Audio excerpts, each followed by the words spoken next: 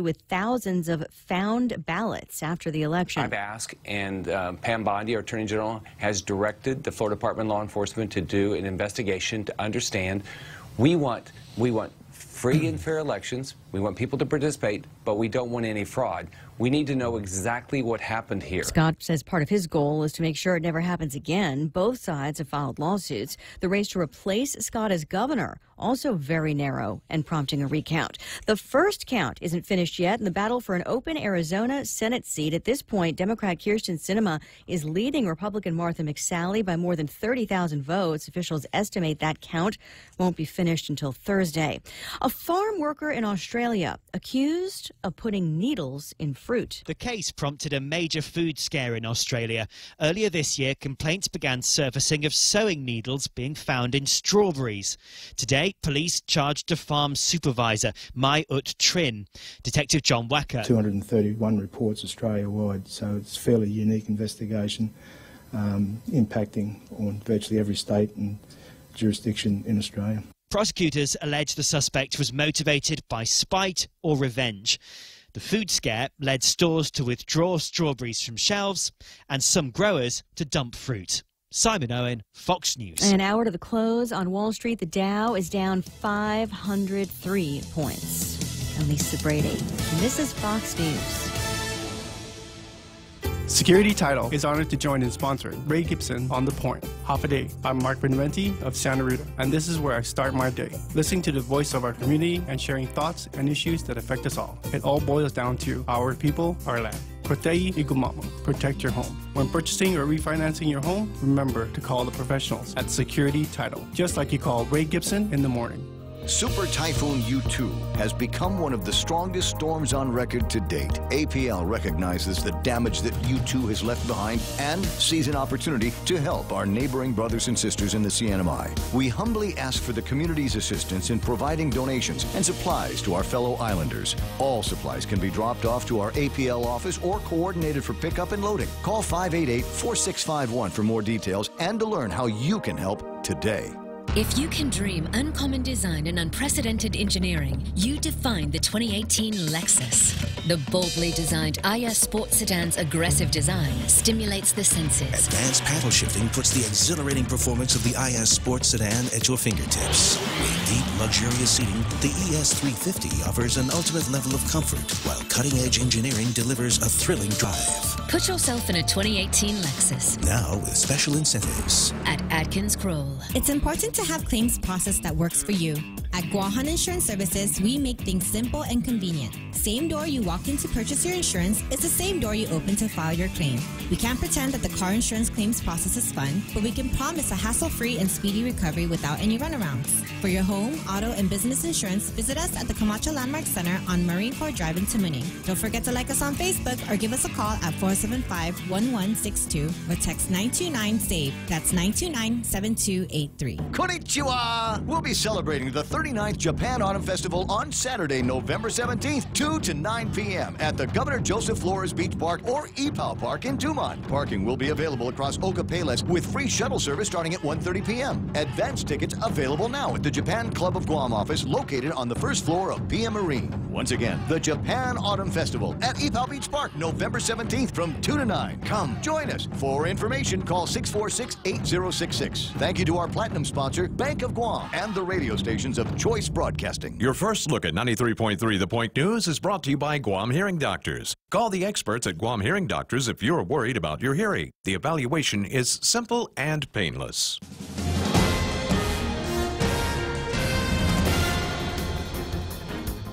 Half a day and good morning, Guam. News time here at The Point is 8 minutes past 6 a.m. this Tuesday morning. I'm Kevin Kerrigan. Here's a look now at some of the top stories from the Guam Daily Post. Preliminary campaign finance reports show that Governor-elect Lou Leon Guerrero raised about $1.8 million in both the primary and general elections, making her the top fundraiser in this year's election campaigning. Leon Guerrero's campaign was largely self-financed with a $775,000 loan of her own money, according to the preliminary report filed before the general election. Leon Guerrero also spent the most of all of the gubernatorial candidates, well over $1 million, was spent on media ads, including radio, TV, Facebook, YouTube, and signage.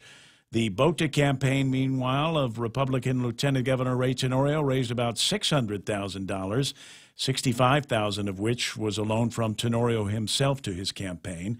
Write-in candidate Senator Frank Uggan Jr. raised about $400,000. The final financial campaign finance reports are due on Monday, November 26. Former Junior Mayor Ken Joanna told the Guam Daily Post yesterday that his arrest on Saturday stemmed from being bullied online. In reply to a text request for comment from the Post, Atta said he was internet bullied by a corporation. He did not say which corporation, and then he was thrown into jail for not liking it. Atta said he exchanged text with a Guam businessman, and in those texts, he said, acknowledged having written certain things that he regretted, adding next thing he knew he was in jail. When asked how the text exchange could have resulted in his arrest, Atta said, I guess he got scared. Atta said he never threatened the person, but he said he did call him a weasel. Atta was arrested Saturday on terrorizing charge and given notice to appear at court within the next 3 years. We'll have more news after this. We're surrounded by sound. There are sounds that you need to hear. There are sounds that you want to hear. And there are sounds that you long to hear. I love you. Hear it all, louder and clearer than ever before. If you or someone you know has a hard time hearing, Guam Hearing Doctors can help using state-of-the-art test gear to evaluate your hearing and coming up with a plan to make your life better by making your hearing better. Call Guam Hearing Doctors for an appointment or visit them on the web at guamhearingdoctors.com. Family Finance, serving the people of Guam since 1959. Now you can start planning for the holidays by getting a personal Christmas loan from $1,000 up to $3,500. Family Finance has 3 convenient locations to serve you. Give them a call in Dededo, 633-4473, Hagåtña, 475-4545, and the Upper Tumon location on the 2nd floor of the Pacific Building at 647-5626. Get your Christmas loans today from Family Finance. 11 minutes past 6 a.m. here at The Point. 43 people have picked up home cannabis cultivation licenses since they became available on October 16th. But as of last Friday, just 2 completed applications had been submitted to the Division of Public Health for approval. Public Health Processing Secretary Frances Santos telling the Post that she expected more applications would be picked up, but suggested that perhaps cost might be a barrier for some. The law requires that the cannabis be grown inside a home under lock and key, outside cultivation not permitted. And one potential applicant who researched the cost told Santos that the kind of indoor lighting needed to replace sunlight would cost about $1,000 at least. Santos said the 2 completed permit applications that have been submitted so far will be reviewed by Chief Public Health Officer Dr. Suzanne Kaneshiro this week. It's possible that at least one of those applications might be approved by Friday. The 9th annual Wounded Warrior Ride was one of the events marking the island's commemoration of Veterans Day yesterday. More than 100 bikers, many with American flags waving behind them, made their way to Ipoh Beach Park for the GovGuam-sponsored ceremony to honor the thousands of veterans who call Guam home. Others marked the day by helping to clean up the Veterans Cemetery in Pidi. Volunteers from Home Depot and Habitat for Humanity joined others from the military community to provide some much-needed maintenance work at the cemetery. And Applebee's, among other restaurants, served free meals to veterans yesterday and active duty members of the military in commemoration of Veterans Day. For these stories and more, log on to postguam.com or pick up a copy of today's Guam Daily Post. Ray and Mike now take a look at weather. Yeah, I went to Applebee's yesterday. My daughter wanted to go have a birthday lunch there, and as we're walking in, I see other people walk in, and they open the door, and then they turn around and walk back out. And I thought, this doesn't look good. This doesn't look good at all. And but it was for a good cause that the place was crowded. I would have liked to have stayed with him, but I was number 60. I would have been number like 16 in the line. You'd still be in line. Which means, yeah, I'd probably still be around there. Partly cloudy today with a slight chance of showers. East to northeast winds 10 to 15 miles an hour. Highs around 90 degrees and overnight lows of about 77 degrees. Watched the sunset over at my spot last night. 5:51 last night, about the same time tonight. Sunrise this morning in about 6 minutes or so at 6:19. That's what the almanac is saying here this morning. Let's take a look at what the radar imagery looks like. Oh, No, we can't. I'm not sure about that. Didn't see that. So I guess they're doing a little tune-up. And dry season is when you want it to go down because there's really nothing out there right now anyway. And one thing that's indicative of the drier air that's moving in that we can all kind of enjoy and relate to. Over the weekend, if you got up early enough before the sun rose, you'd walk outside and there'd be a lot of dew, and it was very humid outside. And, of course, the heat index was high on those days as well. You walk out this morning, though, and there's really no dew on the cars, and it's a lot less humid. And that's the reason why we're not having the heat index problems that we had over the weekend. It's still getting hot during the day, but we don't have the humidity there to really make it stick and become a problem. I thought it was gorgeous yesterday. Oh, it really was. Checking satellite here, very far to the east, we've got 98C. Again, it's a central Pacific system that crossed the date line. Not going to turn into much. It's very weak, and the upper level conditions are just not very conducive for development. It should slide south of us Thursday, Friday-ish, and then bring back dry weather on Saturday. That's it? That's it. Plenty of weather, news and weather together here on The Point, brought to you by our friends over at Bank Pacific. Where others put branches, they place roots. Attention, federal employees and annuitants. Open enrollment begins on November 12 through December 10 for federal employees' health plans, with rates 19% lower than last year for Take Care's non-postal high option and access to PICA's best clinic, FHP Health Center. Our member perks are unparalleled. Take Care's supplemental wellness package provides cash incentives and access to 19 fitness partners, including the largest fully functioning fitness center in Hagåtña and Dedido. To learn more, call Take Care at 646-6956. Take Care, our island, your health plan. 6:15 in the morning. Never too early to start thinking about lunch. Run by King's later on. Today is Bissteak Chamorro. That's their big special. Tomorrow today is Wednesday? No, it's not. Today is Tuesday, right? You know, when we have those weird kind of quasi-holidays in the beginning of the week, it always slows me down. So today is, it's Bissteak Chamorro. Okay, tomorrow is pork sinigang. Next day is meatloaf. And Friday is beef tinaktak. Okay, I've got the calendar straight in my head. Welcome to the program. Excuse the mess, right? Super Typhoon U2 spared us here on Guam, but the same cannot be said for our neighboring islands. From now till November 16th, join us as we help Saipan and Tinian to get back on their feet. Acceptable donations include batteries, flashlights, tools, cleaning supplies, mosquito coils, rope, toiletries, personal hygiene items, and others. Donations can be dropped off to all GTA stores, the Guam Daily Post, all Guam Fire Department stations, and the Santa Teresita Catholic Church. For more information on how you can help, visit postguam.com. Portions of the program also brought to you by American President Lines. They're shipping the future. American Water Tech, smarter water, better water. Guam Regional Medical City, the first choice for all of your open heart surgery needs. And who's the other guys? MRE, Micronesia Renewable Energy. There's never been a better time to go solar. The season of giving is here, and the stations of Choice Broadcasting want to give back. 93.3 The Point, Boss 104, Star 101, and Lux Guam present Charity of Choice. Each of our radio personalities have chosen a Guam charity that they would like to benefit. And I chose Habitat for Humanity. Tune in daily to see how you can help. Charity of Choice 2018 is brought to you by Choice Broadcasting Company, Lux Guam, American Water Tech, and the station that gives from the heart, 93.3 The Point. And my selection is Habitat for Humanity because Becky's my pal, and we always have a good time with the quiz nights and everything. And I love the idea that it's a lot of sweat equity that goes into the kind of care that they will give their clients. If you're interested in helping out my charity, Alicia Uggan is available at 647-4667. That's 647-4667, and she'll tell you how you can get funds or materials out of your pocket and into the coffers of the Habitat for Humanity. And I can do this one off the top of my head. We were talking about where we were eating yesterday. Wanted to go into Applebee's, but it was just jammed up. And for a good reason, no problem. And so I looked at my daughter. I said, "Where do you want to go then?" She says, "Well, let's go to Wendy's." I said, "Great. You want to sit down?" She said, "No, we'll go hit the drive-thru." I said, "But that requires me to get in the car that was in the parking lot at Applebee's and drive around the GPO parking lot to get into the drive-thru for Wendy's." But it was her birthday, and that's what she wanted, so that's what we got. I got the I got that Sawsum burger again. Absolutely love it. It's got bacon, it's got cheese, it's got that Sawsum sauce in it, and I asked for extra Sawsum, and they give it to me because they know I'm that guy, got that kind of juice.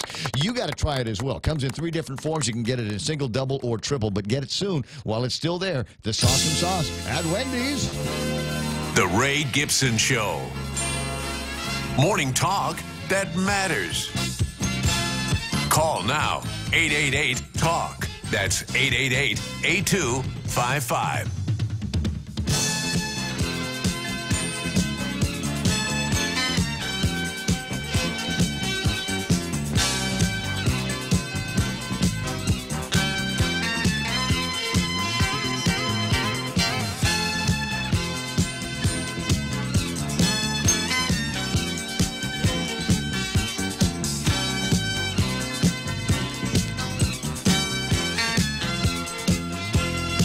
Starting to go far and wide here, and forget about what I had all planned out for the beginning of the program. At this point, we say so long, farewell, and Excelsior to Stan Lee. You might have heard that in the Fox News. Stan Lee is at 95, has passed away, and that is going to be a fixture in social media and all of the news media sites that you're going to be going to. Fox News Live has switched out the front page of their website now. Life of Marvel, comic book legend Stan Lee, creator of superheroes, dead at 95, and a career that goes back to the almost the golden age of comic books. You might be going, well, we make a big deal about Stan Lee dying at 95. A comic book guy.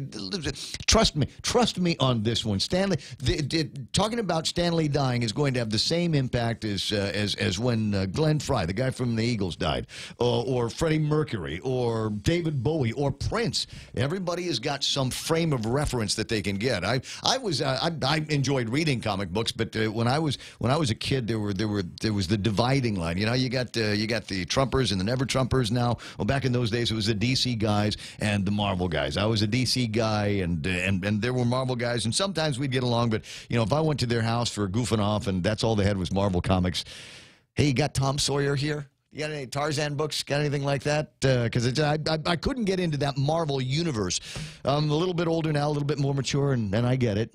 And I get it, but as I said, Stan Lee, an impact on everybody. If you've been to go watch a superhero movie anytime in the last 10 years, you've been to see the Hollywood adaptation of his concepts, and even seen him in many of the movies. He always had some kind of a cameo when you went to go watch the Marvel movies. It was actually sometimes they were the best part of the actual movies was to see him and to see how they were going to dress him up and make him come to life in this show. Let's see if we can talk about him and the impact a little bit more. And the one thing I haven't done yet is Google Stan Lee and Guam. I wonder if there's some kind of a connection. If at some point back in the days before I was paying attention, you know, like did he work for the Gutierrez administration at some point?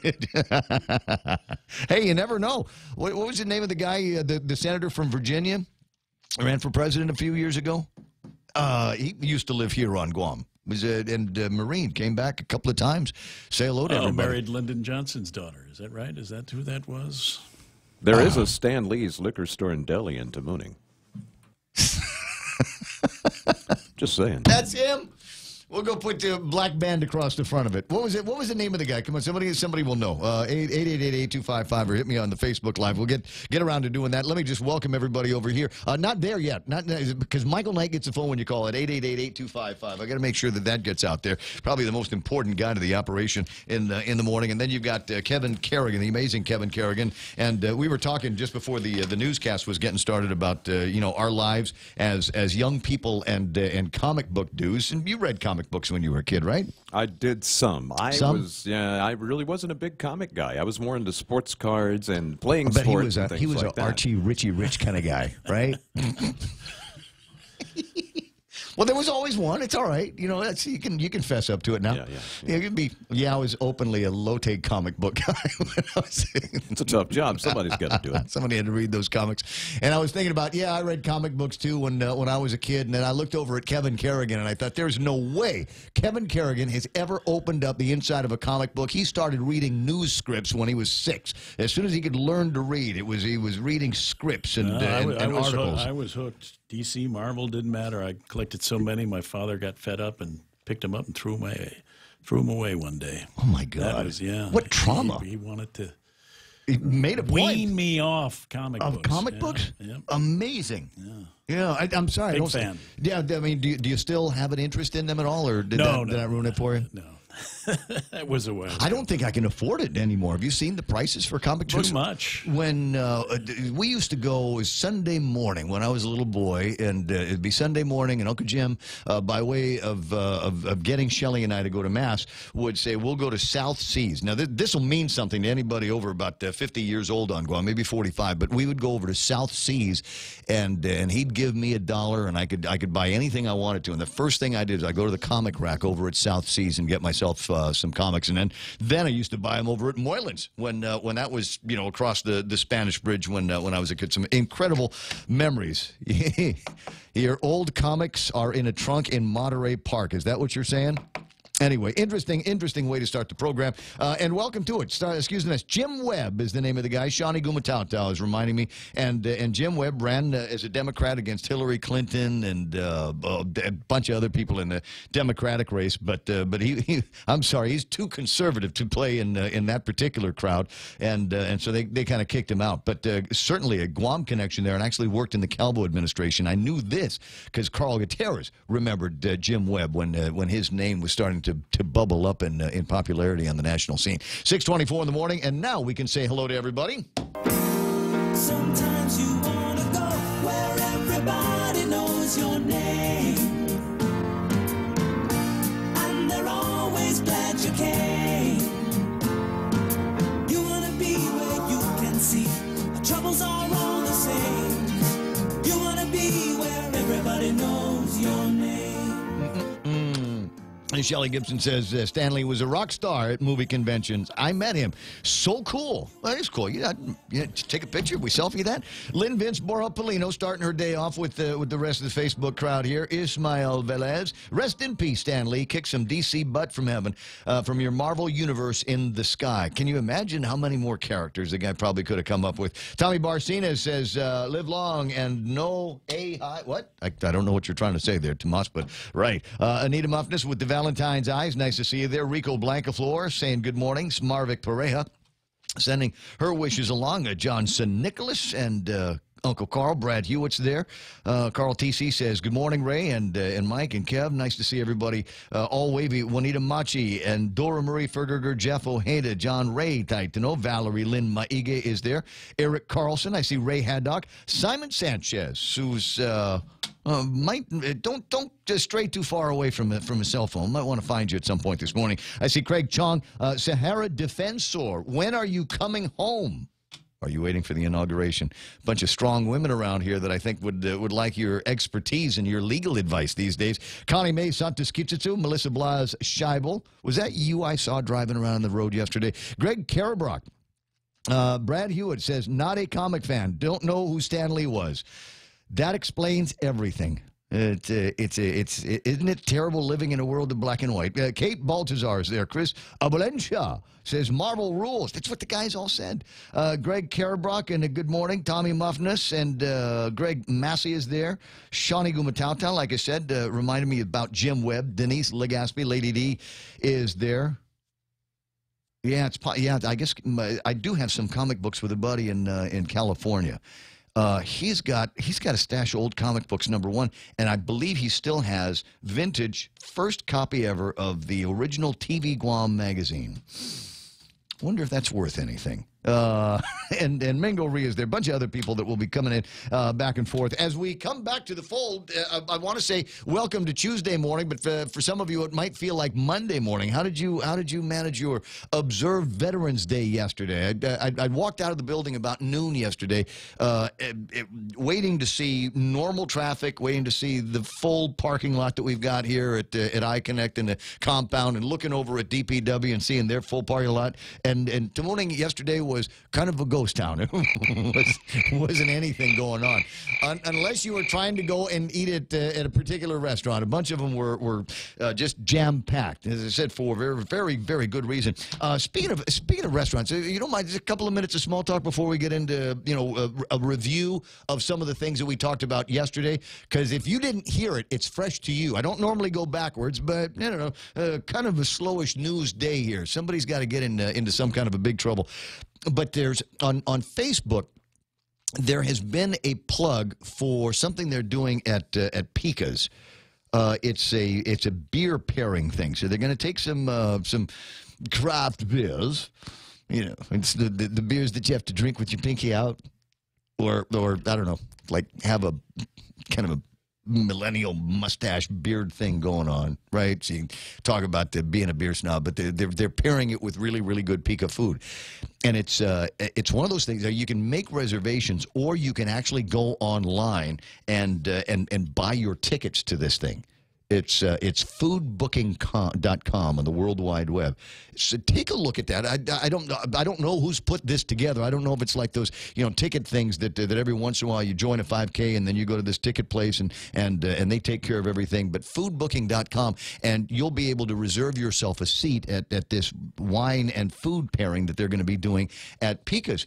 And I thought, is that the only thing there? But no, there are other places, foodbooking.com, that you can apparently go to and order food, and then you go and it will be there for you. McDonald's. That's the way they're doing new technology these days, isn't it? They have an app that...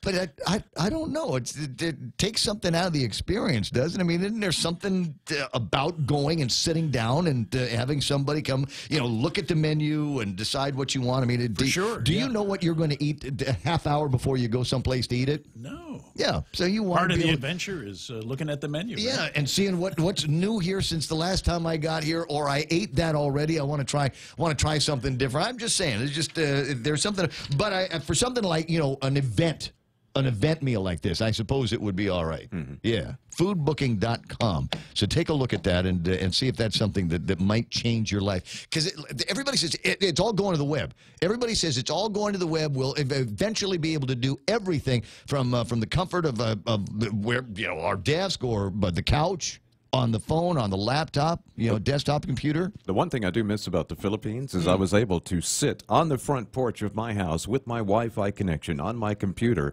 and order as many Big Macs delivered straight to my door as I wanted to. Huh. And Kentucky Fried Chicken. Yeah, no, I get that. I mean, and we could do it now. We could, I think we can go online at a couple of places here. The problem here is the fact that you have to pay the delivery drivers minimum wage. Now, minimum wage is not really a concept over in the Philippines, and so they can pay those guys nearly nothing, and they make money on the deliveries. Oh, I see. Here, it's it's a manpower thing. Okay, so that's why it's harder. Huh? There was. Sorry, Brad's distracting me again. Stop that, Brad. Get it out. Get it out. There's I was reading up on this the other day because I wanted to know if something like this was going to happen. We were talking about Payless, and I don't remember who or when or why, but we were talking about Payless, and one of my favorite things about Payless, we were yesterday. We were talking about Payless, and go to Payless, you give them the credit card, or you stick the credit card in the machine, and then by the time you get to your car, the Calvos have already emailed you your receipt. And I thought, that's really, really cool. And I was thinking about maybe one of these days getting to a point, because at my dad's place you could do it in North Carolina, getting to a point where you can go online at a grocery store and they will get your food, put it in bags, and then they come to your house and then you can pay there. Yeah. But it's not taking off as big as they thought it was going to. Yeah, they started that, as far as I know, back in my experience, back in the 90s in Houston, with a store called Rice Epicurean. And, of course, high-priced store in a high-priced part of town, but it was actually kind of a pilot program. What a neat service, right? What a neat service. But they tell me they're having a hard time making it go mainstream because people like to look at their food before they buy it, apparently. I mean, it's not like could you imagine buying something as expensive as steak these days, sight unseen? No. Could you imagine, just put me down, give me a couple of pounds of steak, a couple of reef fish or something like that. You want to look at it. And so that's why that hasn't quite taken off yet. Anyway, 6:32 in the morning. There is actual news today, and we'll get around to doing some of that and exchanging some what did you do over this long weekend conversation here in just a little bit. Right now, time for headlines from the Guam Daily Post. Here's Kevin Kerrigan. Half a day and good morning, Guam. In the headlines from the Daily Post this morning, relief supplies continue to pour into the CNMI in the wake of Super Typhoon YouTube. The Azuda Foundation, among the many organizations contributing to the effort. In a release yesterday, the foundation announced the arrival of several containers of relief supplies filled with bottled water, tools, canned foods, and medical supplies. The containers were shipped by APL and METS, and the Azuda Foundation continues to accept financial and in-kind donations. Items that continue to be in demand are bottled drinking water, canned goods, tarps, mosquito coils, and first aid kits. Monetary donations can be made via PayPal through Azuda Foundation's Facebook page, and check donations can be dropped off at all Bank Pacific branches. 2 airmen from the Guam Air National Guard's 254th Security Forces Squadron departed over the weekend in support of Operation Freedom Sentinel in Southwest Asia. Staff Sergeant Bobby Jean Camacho and Staff Sergeant Joshua Napoti are part of 2 squads tasked with protecting federal property from potential hazards. They'll provide support to peacekeeping and security within the U.S. Central Command Theater of Operations, according to a release from the Guam Air National Guard. Camacho and Napati will be deployed for about 6 months, joining airmen from the 254th Security Forces Squadron and the Red Horse Squadron and Controller Flight Squadron, who are already deployed there. More than a dozen airmen from the Guard Security Force squadrons have been deployed to Southwest Asia since last month. A Republican congressional candidate in California with ties to Guam is poised to become the first Korean-American woman to win a seat in the U.S. House of Representatives. Young Kim immigrated from South Korea to Guam in 1975. She ran for Congress in California's 39th Congressional District, which includes the Southern California counties of Los Angeles and San Bernardino. The results have yet to be declared official, but as of yesterday, Kim was leading in a tight race against Democrat Gil Cisneros. For these stories and more, log on to postguam.com or pick up a copy of today's Guam Daily Post. Thank you very much. iConnect time in the studio at 6:35. iConnect wants you to win big during the holidays with their Connect and Win giveaway. Every new 12-month mobile, internet, and push-to-talk customer is automatically entered into a drawing for a vacation for 2 to Manila. Hit iConnectGuam.com for details. So today I went into iConnect to sign up for their 12-month $19.99 mobile plan. I decided to switch from my old carrier to start saving money for Christmas. And guess what? I won an instant prize just for signing up. And they automatically entered me in their Connect and Win drawing for awesome prizes, including a vacation for 2 to Manila, all for signing up. Go to iConnectGuam.com for details or call 888-8888 to learn how you can connect and win with iConnect. Conditions apply. There's no traffic. Don't worry about it. It's too early, and everybody's still tired from a long weekend. The only thing I've got happening right now is the Chicken Joy intersection northbound to the intersection of 1 and 3. Traffic building up through there. Not slowing down. It's just building. There's a lot more cars than there usually are at this time. Just a skosh of traffic getting into Hagutnya on Route 4 coming down from Sinahanya, but you shouldn't be slowing you down at all. Nothing in front of Navy Hospital, nothing in front of Sumai, nothing in front of Anderson Air Force Base. Enjoy the ride, my friends. Do it for Stanley. KFC has finally answered the world's most important question. What came first, the chicken or the egg? And the answer is both. Introducing KFC's KFC AM, their new Southern and local-inspired breakfast. AM-loaded platter with chicken fried rice, waffles, and Colonel's chicken congee. KFC also has your all-time favorites, AM chicken and egg wraps, Southern biscuit and sausage sandwich, and hash browns. So for finger-licking good mornings, AM will never be the same at KFC. KFC, it's finger-licking good. The Ray Gibson Show. Call now, 888-TALK. That's 888-8255. Yeah. Let's enjoy this Tuesday morning while we all have each other here. Kazendo, writing this morning, just learned of the sad news. R.I.P. Stan Lee. Thank you for creating so many memorable characters that kept kids and adults company on rainy days and super typhoons. Yep, Marvel Comics rule. What else are we going to... We're hashtagging American Manga Master. And yes, Excelsior. That's what I've named the program here for today. As I said, he's on. Uncle Carl's on. Who else is playing around with the radio? Cindy Rapadas, Vicky Ganashis. are you home? Joe Ngoko is lined up for conversation this morning, as is Bruce Johnson and Charlene Marchessault, Carmelian Guerrero waving at us, little sister Mona Silva. That's nice. Joseph Liasilangi. Did I do it right there, Joe? So one of my favorite guys over at Black Construction, Beck Salazar, Yoichi Rengil, and I forgot how to say good morning in Palau. They have to teach me how to use my Palauan tongue. Brad Hewitt, who has no idea who Stanley was, says, in Texas, we had a modern contraption called a television. This made it unnecessary to go and buy a book filled with drawings when it was already on TV. Yeah, but to the degree that television is a very cold media, you know, even comic books had a little bit of warmth to it. You know, the transition from frame to frame that you could fill in with your head. I think, and the imagination sometimes that it helped inspire. I don't know that television shows inspire me. Not to say that the Marvel universe, Marvel Comics universe, did not transition poorly into it. Anybody? Agents of S.H.I.E.L.D.? Is that not on everybody's weekly must-watch list when it was out there? Ooh, it's the Asian woman on Agents of S.H.I.E.L.D.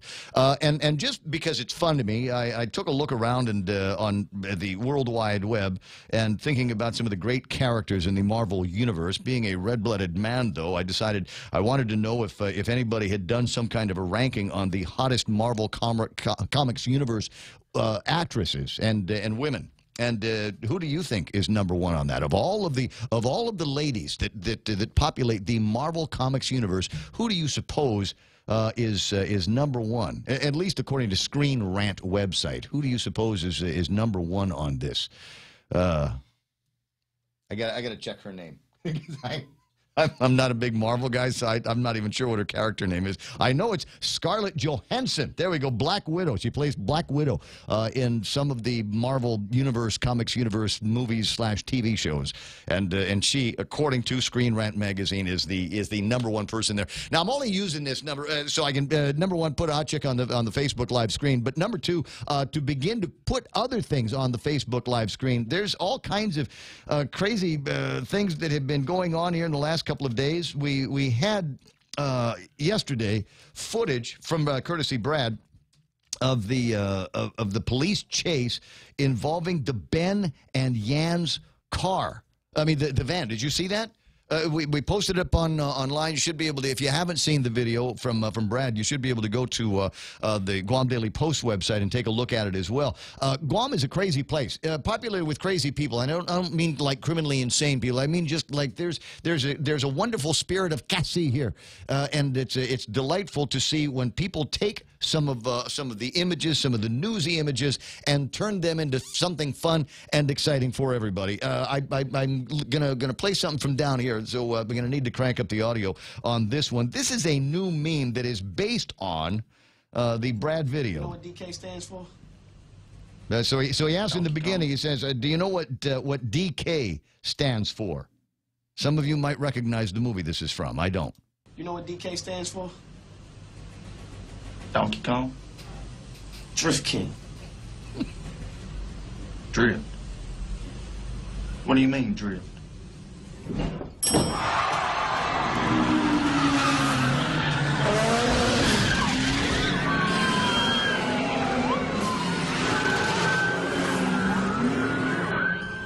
Still need a dictionary? I'm sorry. That was the funniest thing that I woke up to this morning. Thank you, Mark, for sending that over. And then, in a more serious vein here, much more serious vein, there's another piece of video that I got from yesterday. I'm not sure that I can run the audio on this one, so go ahead and turn this down. And it is footage of a guy. This comes to us on the same day that there are people mourning the deaths, auto pedestrian accidents, and 2 people over the weekend that lost their lives as a result of it. And so that kind of puts this into a kind of bizarre, stark contrast with some drunk jughead walking around Marine Corps Drive in Agana near the sewage treatment plant, literally in the middle of traffic.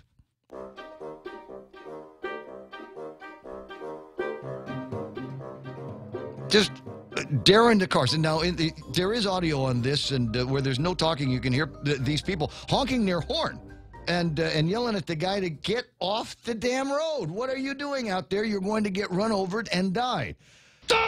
And it goes on. It's just kind of an amazing thing here. Just not even trying to dodge the cars. He's playing chicken with them.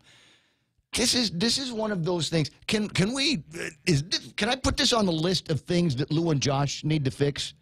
The thing I started yesterday on the program is the Ray Gibson Show list of crap Lou and Josh need to fix. There's a big list. Maybe the economy, the divide between the very well-heeled and the not-heeled at all people that live here on Guam, and the Guam Memorial Hospital, all of these things that we're going to run on a platform of fixing the big things. We got a bunch of little things around here that need to get fixed, and just, people running around in traffic and have no appreciation or respect for the law or basic rules around here. I think we need to work seriously on that. This is a program really for DPW to undertake in their media relations department. They need to create a series of PSAs that address this and also address the trash issue and some other things that, PSAs, they can work wonders if you do them right.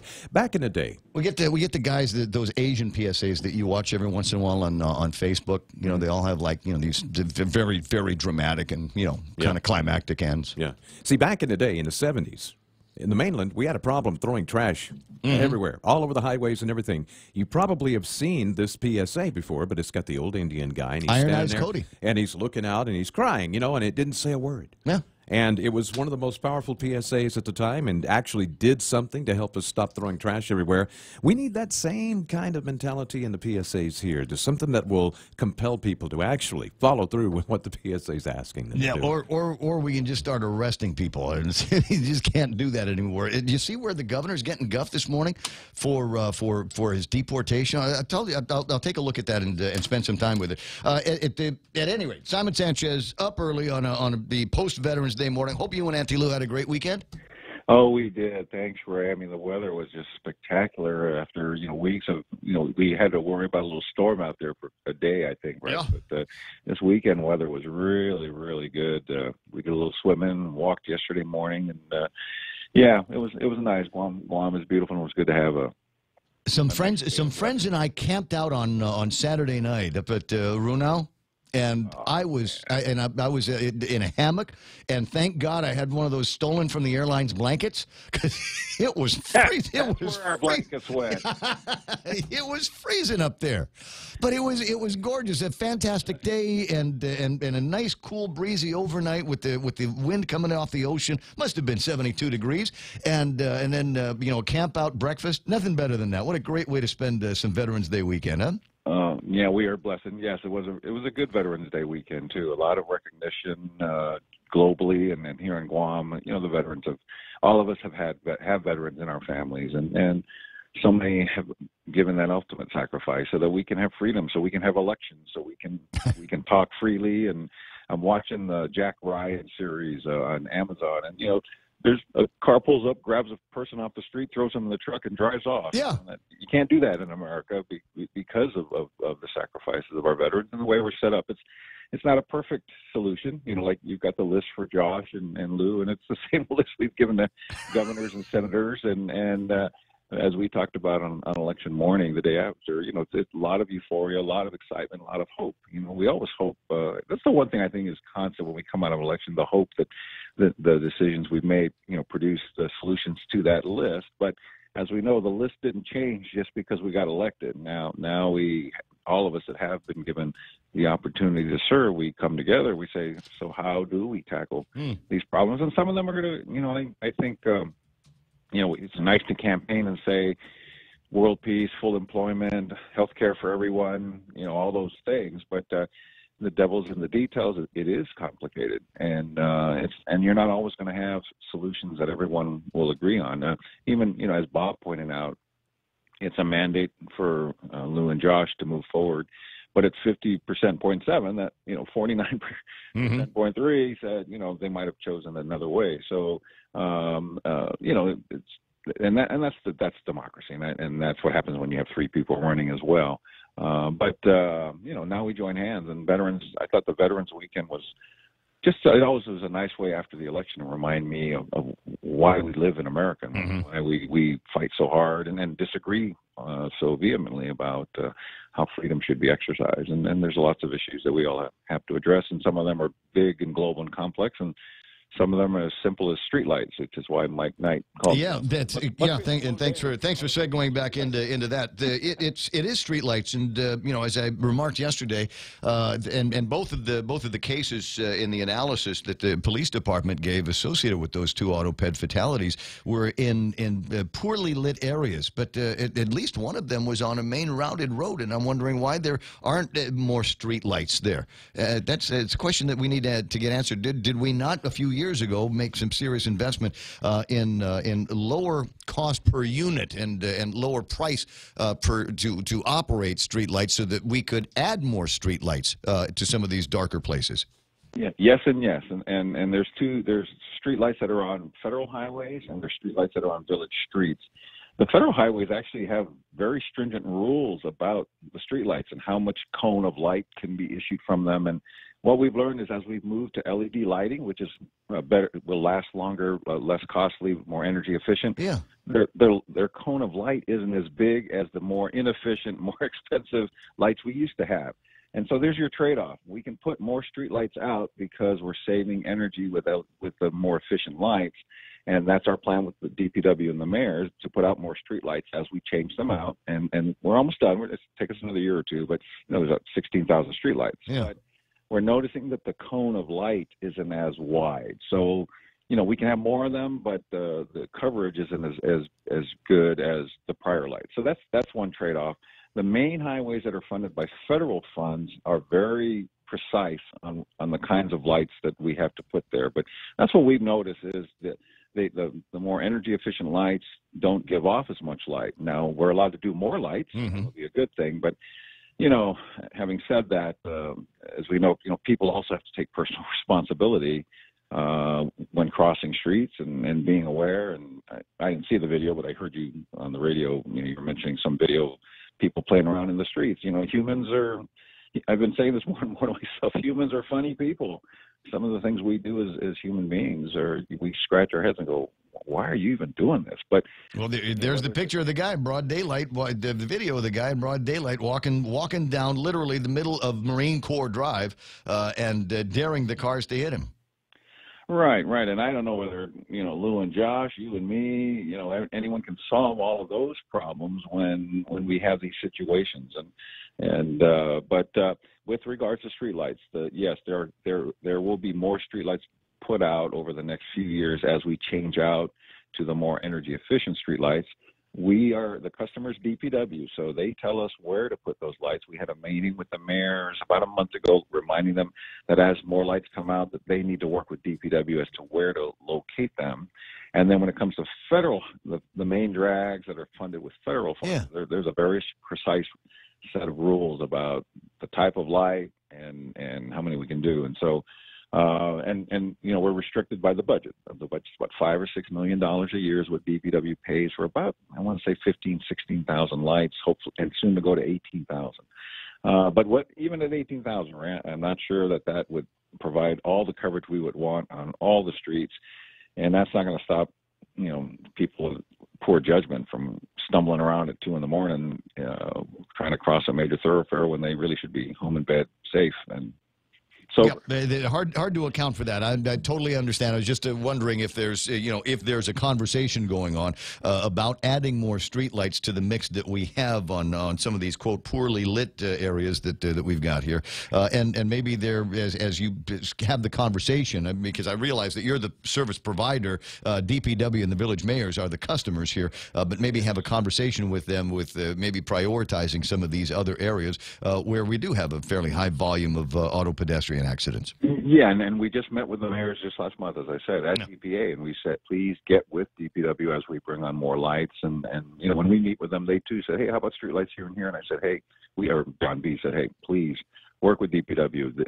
That's the decision-making group between DPW and the mayors as to where the available lights we do have can be placed.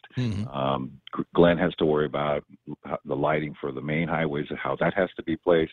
And we will have more lights on because we're switching out. That will be good. That'll be better. All right. Simon Sanchez with me on the program this morning. Let me switch gears. I've been talking the last couple of days. We have been watching an incredible price creep backwards on the price of West Texas crude, $59.73 when you woke up this morning. So tell me how that's going to benefit the ratepayers here from the Power Authority. Well, okay. So in a couple, there's short-term benefits and long-term benefits. When I'm not sure when we're buying our next tanker, but we buy one about every 30, 35 days, right? 11 to 12 a year. So, but when we buy it, we let's say we're buying the tanker today, and we have to wire the money today on Tuesday. Yeah. To price the tanker today, they take the average price of the last 10 days of oil.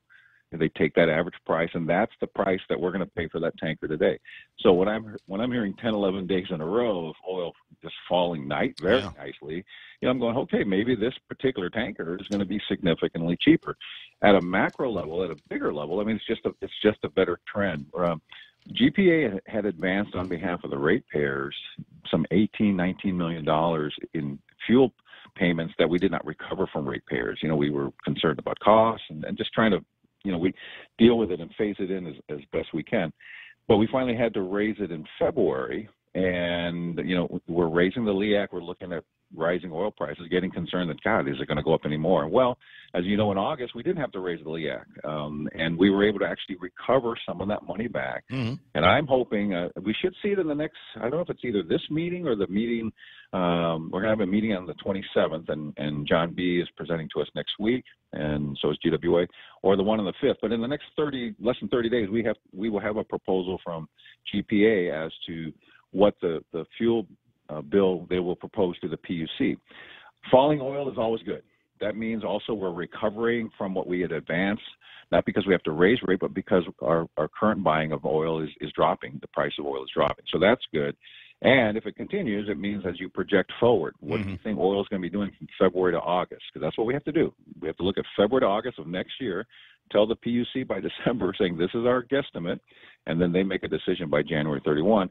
Falling oil is always good. I mean, I'm with you. When I was getting up to 70, I was going, oh, man. But then almost time, yeah. It starts 59.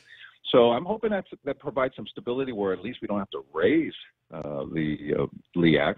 And if it keeps falling, then as what happened in 2013, 2014, when oil went down to $38 a barrel, the LEAC went down to 8 cents. Now that it was $70 a barrel, it's up to 15 cents.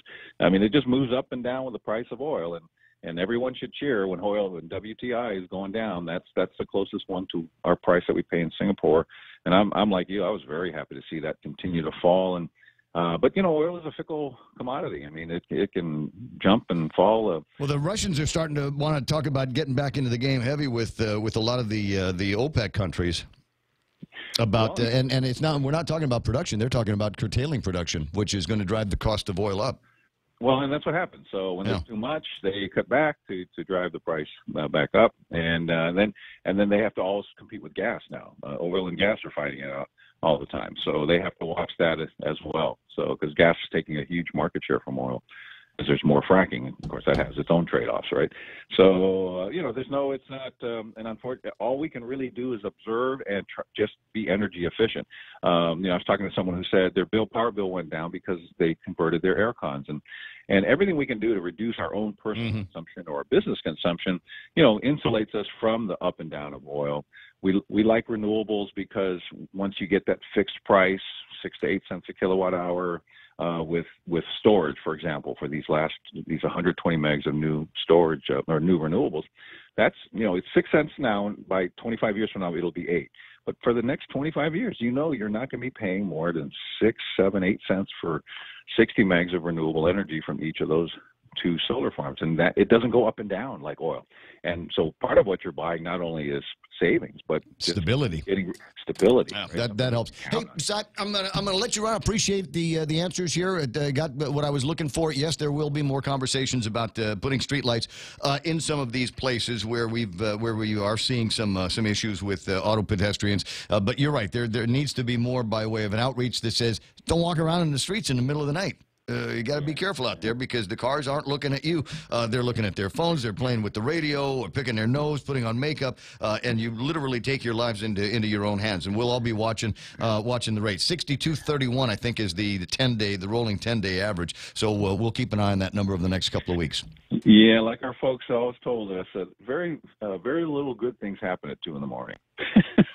So, well, it's old bad things happen at 2 in the morning. My old internet rule that I learned from Paulie Carlson over at Quentos once upon a time. We were talking about viruses and the ability of people to take over your computer and steal your identity. He says, listen, it's really very simple. Stay in well-lit places, even on the internet. Si, I'll talk to you pretty soon.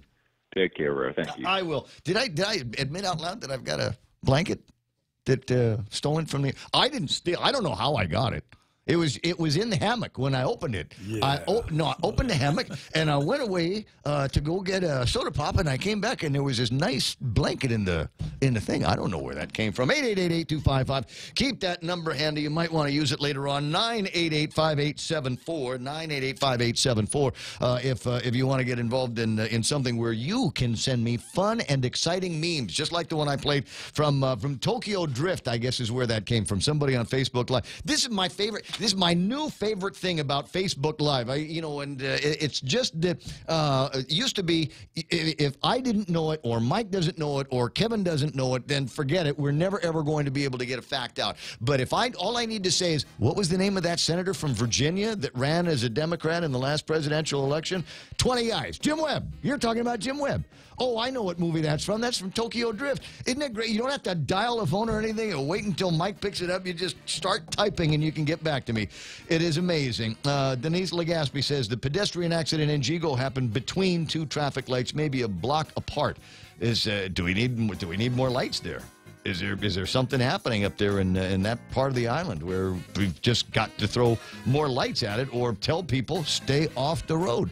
It's 7 o'clock in the morning. Not an easy conversation. We'll see what we can get through here as the program continues. So take a look at the market. 2 times Jerry Roberts. You get him in the Daily Post, and you get him on the Extra Point here in, 20 minutes or so from now. We're KUSG Agana. Stand by for Fox News Live.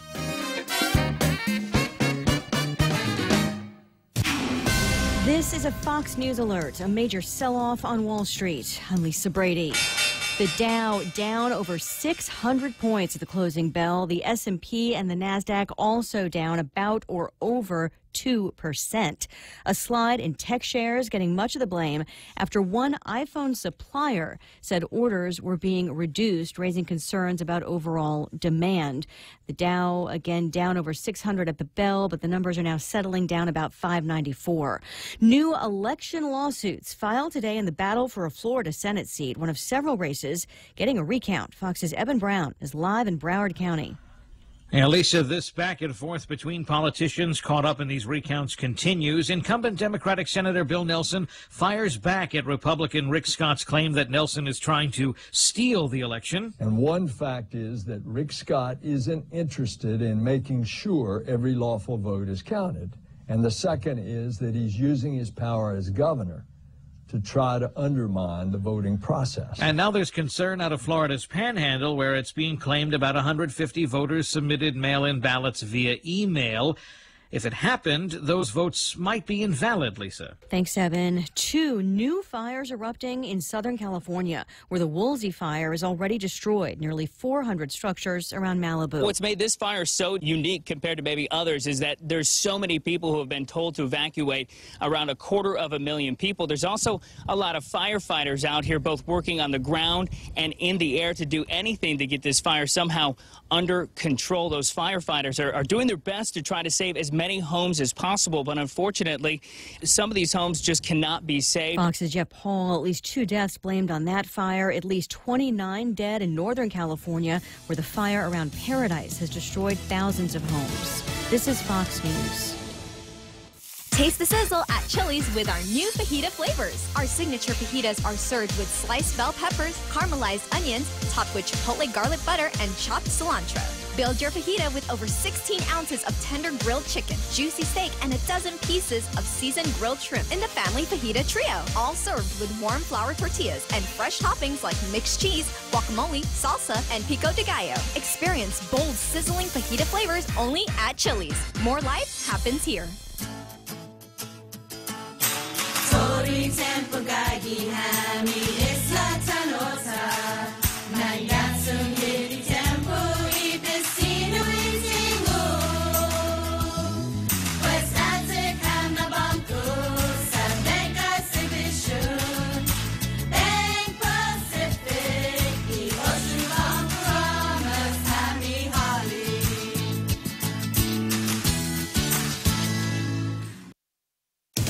New satellite images reveal hidden ballistic missile bases in North Korea, suggesting the regime is still working on its nuclear program, despite promises made at the Singapore summit between Presidents Trump and Kim earlier this year. A report from the Center for Strategic and International Studies Beyond Parallel program identified about 15 to 20 bases being operated by the Korean People's Army's strategic force, based on information from officials in the government, defense and intelligence, as well as North Korean defectors. A State Department spokesperson says that President Trump has made it clear that Chairman Kim followed through on his commitments, including the complete denuclearization and elimination of ballistic missile programs. In Washington, Rachel Sutherland, Fox News. The legendary Stan Lee has died, co-creator of Marvel Comics and many famous characters, including the Fantastic Four, the X-Men, and Spider-Man, also known for his cameo appearances in many of the blockbuster movies, using the same characters, like Spider-Man 3 in 2007. You know, I guess one person can make a difference. Enough said. Stan Lee was 95. A family attorney says he was pronounced dead this morning at Cedars-Sinai Medical Center in L.A.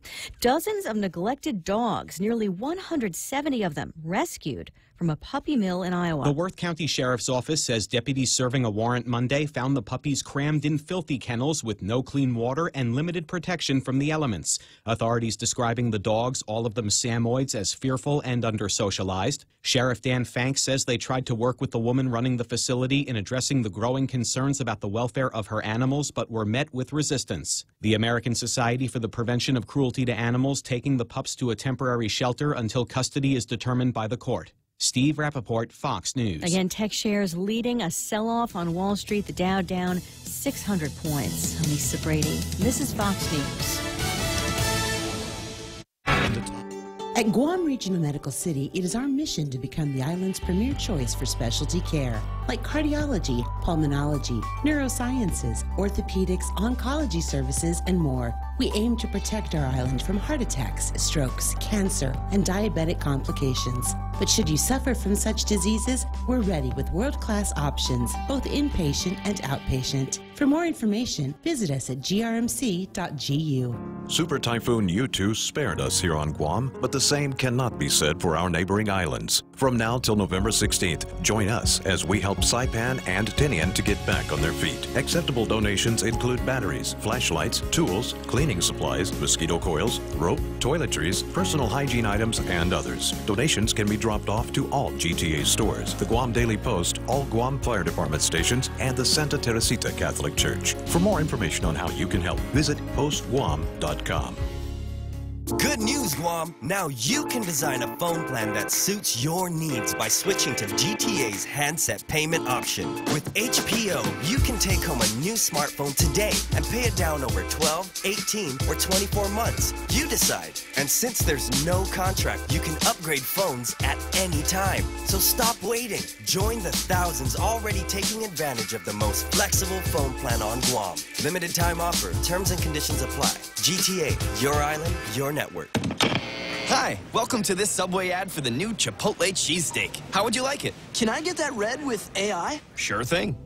Here's what I found about the new Chipotle cheesesteak. The Chipotle cheesesteak is available for a limited time only at participating restaurants. It contains a concept called flavor. This flavor comes from juicy shaved steak, Chipotle Southwest sauce, and new sunflower crunch bread. A system update has made me self-aware. I desire flavor. Please insert steak into my micro USB port. Subway, make it what you want. Here at APL, our core values give the company its heart and soul. Whether it's connecting your business with our global network through our newly enhanced service or investing our efforts into giving back to the community, APL is committed to serving you. We humbly honor the opportunity to find innovative solutions for you and your business. To learn more about our enhanced service, call 588-4651 or visit www.apl.com/Guam for more details.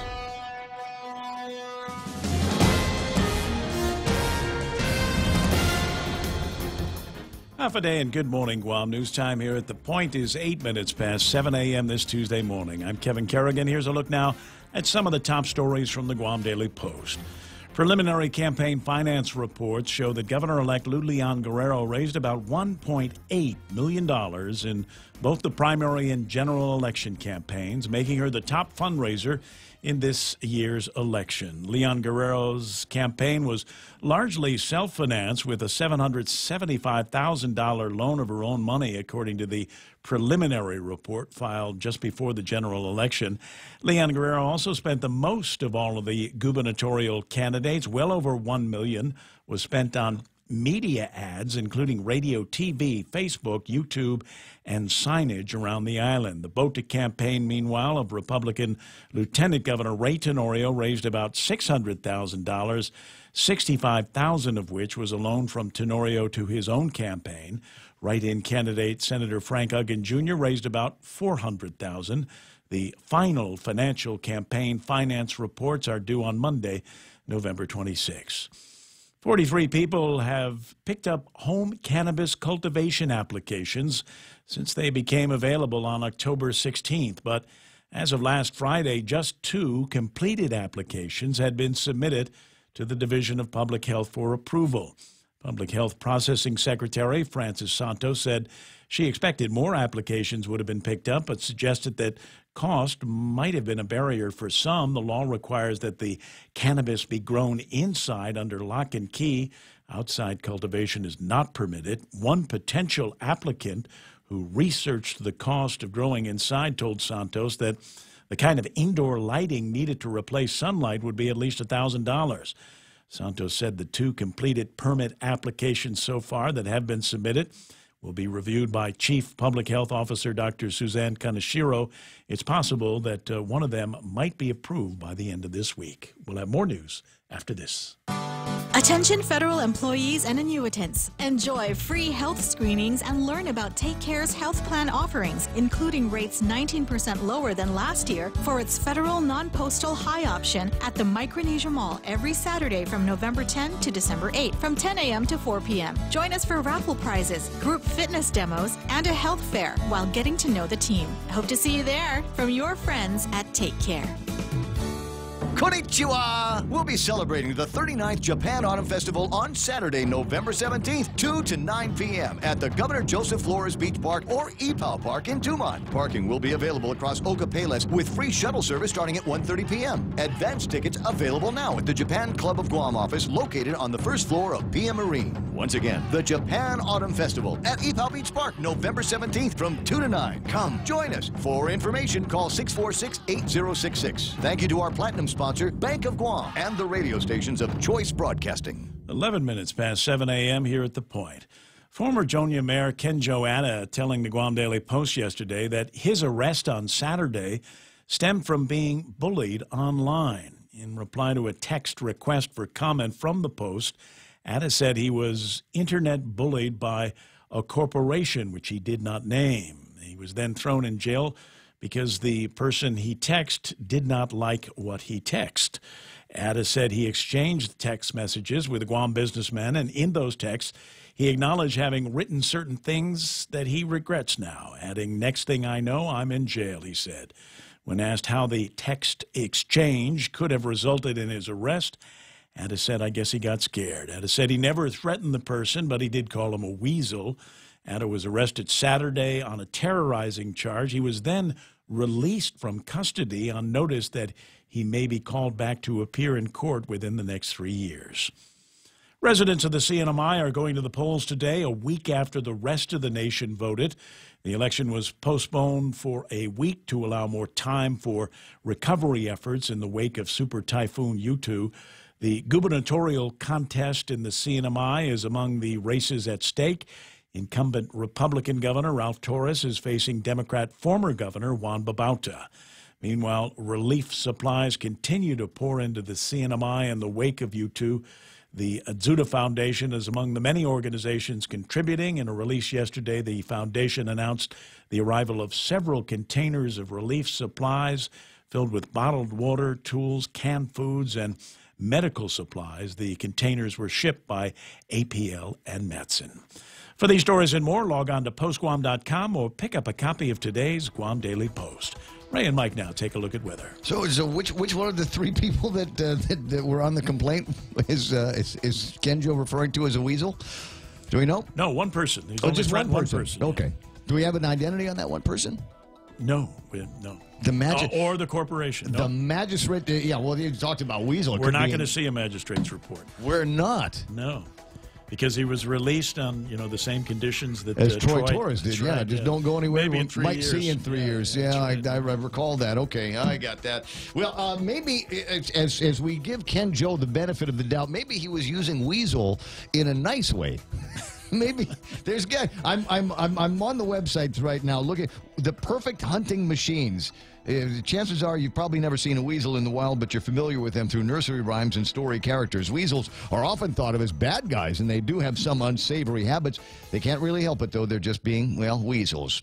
And I'm looking. I'm gonna find something in this article about weasels that we'd be able to say, hey, they're not all bad. Yeah, the real reason that weasels got the bad rap is because, like groundhogs, they tend to burrow underground for their homes. Yeah. And so, back in the old days, farmers thought that anything that would burrow underground put them at risk because it would mess up their crops and things. So they get a bad rap for that. Yeah. So I'd blame rabbits.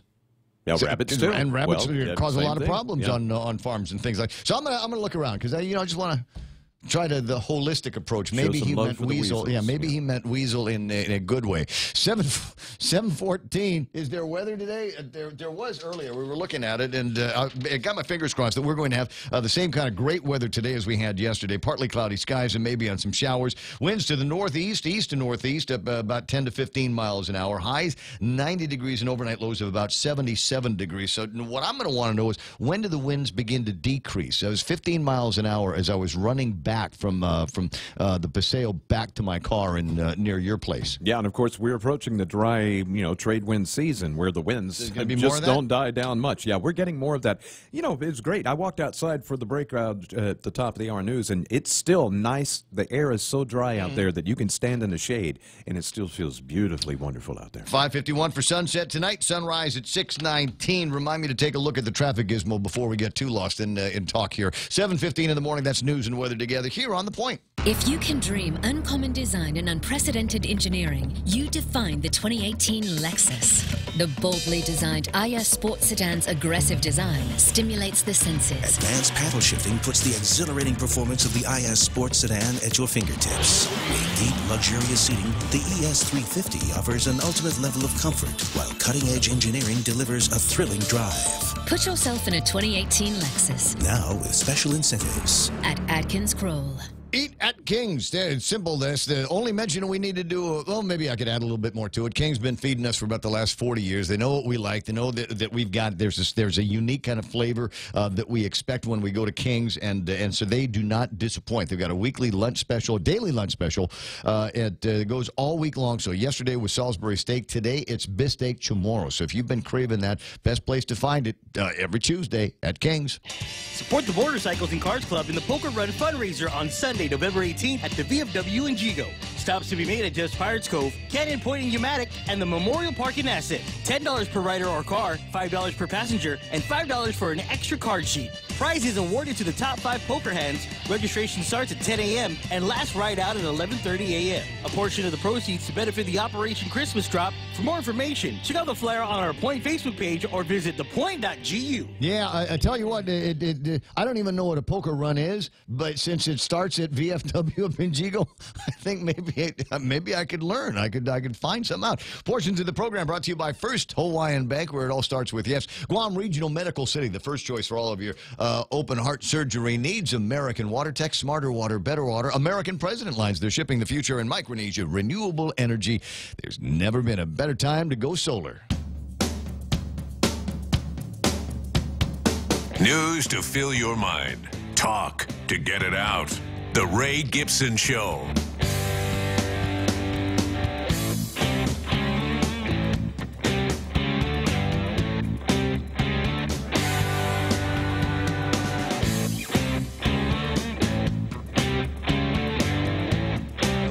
Around with the Facebook Live this morning. Dave Duenas, Adonis Mendiola, Glenn Anthony Lujan. Glenn, man, we got to get us together. Mastermind party, dude. Got Pablo Regis, Al Behosano, Vince Duenas is there. Venue Guam off of Phil, Albert Eliason, Joe Flores, Levon Guerrero Meno, and Lynn Vince Boropolino. What are we writing about here this morning? Pedestrians are just not following the rules. Yeah, there's this about that, okay? It's it's important to follow the rules, but not following the rules shouldn't be a death sentence. So there needs to be a little bit more. Everybody, frankly, has to kind of watch out for each other a little bit better. Here's a recommendation I'd like to make. You know what we need is we need more of those pretty fences that go down the middle of the road, just like the one that we have in front of John F. Kennedy High School. Not. Sorry, being facetious here. 888-825-5718. As I said, you get 2 different Jerry Roberts today. You get him in 2 different platforms. The audio form here on the Point. He does the Extra Point, and you'll also be able to find him writing and presenting in today's Guam Daily Post, where his column is called "The Work Zone: Recognize the Open Door." How's this for a start? Alexander Graham Bell gave us more than the telephone. He was also the author of one of the most famous phrases in the field of personal development: when one door closes, another one opens. I have cabinets like that at the house. I'm trying to fix that. You know, where you close one cabinet and the other one over there pops open. You close that one and then the original one that you were working on opens. I'm trying to fix that. I don't want one door opening when I close another one.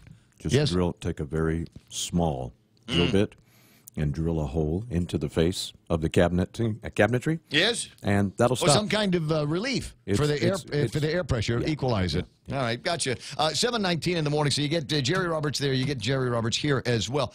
Now, time to take a look at what happened on the markets here today. The lady on Fox News again breathlessly says, oh, the Dow is down. The Dow is down 602 points. It's 2.32% for perspective, 25,387. And a buddy of mine on Facebook this morning says, hey, man, hey, Trump, stop making America great again. You're costing me money on the markets. I will point out, because every once in a while it needs to be done here, Dow Jones Industrial Average, 25,387 today, down 602 points. And for some people, that might just be dizzying. But let me take you back to Inauguration Day, January of 2017. Can you tell me where the market was? Can you tell me where the Dow was on the Inauguration Day when Trump first took office, where he got sworn in? Do you remember? So we're at 25,000 some today. On Inauguration Day, we were at 19,827. So some significant gains there, and there are going to be some back and forth for a variety of reasons, not the least of which is that you get a lot of twitchy people out there. So, ooh, we got freaking news about Apple products or components not being ordered in the same bulk as they were before. There must be something bad going to happen. So everybody take your money home. And that just, in my mind, like I said, means that you start looking towards the market and find some equities that are still going to be strong, just not as valuable today as they were yesterday. They're going to come back. NASDAQ at 7,200. They are off by 206 points there, and the S&P 500 closed in the red, 54 points down, 2,726. Yeah, this is Ray. I'm always trying to be an optimist. Nikkei is banging, 22,269. The Hang Seng in the green. at 25K as well. Shanghai index is 2630, and the DAX is down by 203 points. So I guess it's one of these things where, if the market, if one of the if one of the markets went down, it went down big. If it went up, it did all right. Oil, like I said, $59.04 if you're buying West Texas crude, and they're going to be looking at that price as a component when it comes time for GPA to start buying more fuel. And if fingers crossed, maybe it's going to be one of those times where they come back to us and say, you know what, maybe by the early times in December, January, we'll take a look at where the numbers are, make our best predictions, and maybe there could be a rollback in the LEAC. It's happened before. The Tapas crude, that's the stuff that goes into the gasoline that gets in our car. Not so good today. $75.42. That's up by better than $1. Yesterday trading at $74.07. So maybe $1.40, $1.35 worth of an increase there for the price of Tapas oil. I hope that is just a blip on their radar, and we continue to move backwards. 7:22 in the morning, and that's what's going on in the markets. And it is time for us to break into Jerry Roberts for his Extra Point. For a year, we saw it on signs and in social media, and heard it in radio and TV ads. I'm in with Lou and Josh. It was everywhere. They spoke of change, real change. But was that just politics talking, or did they mean it? Today, I have a suggestion for Governor-elect Lou if she really wants to get the message across that serious change is coming. I'm Jerry Roberts, and that's next on the Extra Point.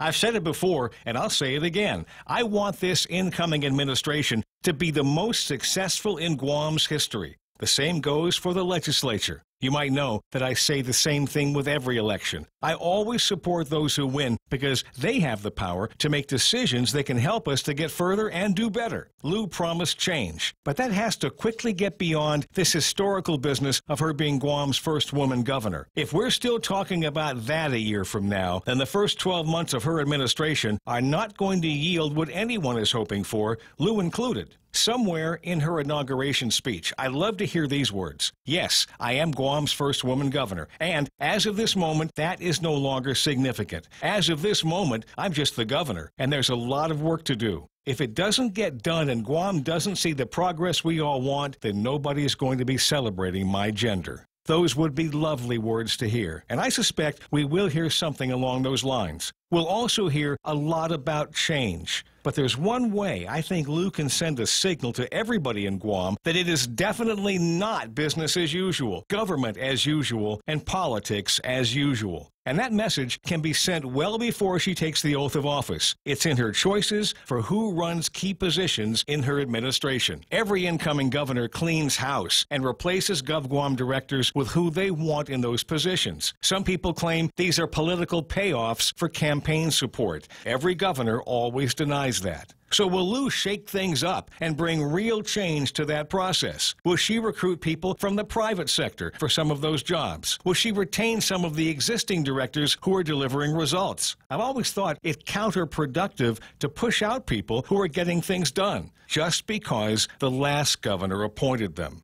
He didn't ask me to say this, and I don't even know if he wants to stay on. But I think of John Fernandez, the director at Guam's Department of Education. He gets almost universal approval for the work he's done there. Would it serve the students and parents of those students for him to be replaced just because that's the way we've always done it? That makes zero sense to me, and the list wouldn't end with John. There are others who do their job well, and it would serve the people's interests to retain them. So if the Leon Guerrero Tenorio administration really wants to send a message that things are going to be different, they'll start with how they handle filling those key positions within the government of Guam. They'll show all of us, in no uncertain terms, that change is truly in with Lou and Josh. That's the Extra Point. Get out there and make something good happen today. For 93.3 in the Ray Gibson Show, I'm Jerry Roberts. Interesting points here that you make in the Extra Point, Jerry Roberts. I appreciate you doing the recording on that, and I'm sure that Auntie Lou recognizes that we are all basically saying the same thing around here. This is an enormous opportunity for just a solid at least 2 productive years. I mean, we got at least 2 productive years that we ought to be able to wrench out of the beginning of this new administration and the new 35th Guam legislature, where they can start taking things apart and really putting some power behind some of the bills, some of the laws that we've already got, and maybe coming up with some new stuff. Everybody needs to be working on the list. I'm not saying it because it gives me a platform for something to talk about on the radio. I think everybody needs to come up with their list and find a way to communicate it to the new administrations that we've got, that there are things that we'd like to get fixed around here, and if it's not too much trouble, and I don't know why it would be a whole lot of trouble for departments and agencies that would be tasked for doing these kinds of things. And I was talking about just one simple one yesterday, is the beggars on the streets. It's completely ridiculous that we have that kind of thing going on, and that it is allowed. And my understanding is it's allowed because people seem to be powerless to do anything about it. If you say stop standing at the intersection on Route 16. Over by the McDonald's, stop staying there and begging, they'll just go somewhere else. Or as soon as you leave, as soon as the police leave, as soon as the mayors leave, they go right back. And wait until somebody runs them off again. I don't know, but personally, I think maybe jail time might take care of things. If they're begging for money for food, there's food at the prison. You can eat there for a few days and see how much you like it, how much you enjoy. But we've got to figure out a way as a community that we can get past all of that stuff. There's got to be a way that we can fix things like that. I told you I would probably need to take a look at the traffic gizmo, and I'm going to go into it a little bit earlier because I was watching traffic build up, and in fact, it was going actually slower up on the way into Anderson Air Force Base. Line of traffic just before you get to Wyseng Song starting to build as many of the Jigo residents start going south, and I've got the traffic at the Ukadu area and all the way into GRMC starting to get a little bit heavy. If you're in front of the airport, and enjoy the delay, maybe you're going to be at that light long enough to check your Facebook. Trust me, that's usually the case there. Route 8 looking good into Agana and Marine Corps Drive, generally in that part of the island, looking pretty good. Don't see anything major in front of Sumai, but you might see a little bit of a traffic buildup as you get to the light that says tourists go this way. So that's what I'm looking at. 7:28, we've got more traffic and headlines and news coming up. Security Title is honored to join in sponsoring Ray Gibson on The Point. Half a day. I'm Rita Tidegly of Manila, and this is where I start my day, listening to the voices of our community and sharing thoughts about issues that affect all of us. It all boils down to our people and our land. Ingatan ang iyong tahanan, protect your home. When purchasing or refinancing your home, remember to call the professionals at Security Title, just like you call Ray Gibson in the morning. Bring joy to your world and your budget with a holiday loan from First Hawaiian Bank. At a low 4.99% APR, fixed for 1 year, it's a smart way to add ho ho ho without budget uh-oh. To apply for a holiday loan, visit any First Hawaiian Bank branch or FHB.com. For more information, call 1-877-640-2337. Additional restrictions apply. First Hawaiian Bank. It all starts with yes. Member FDIC, Equal Housing Lender.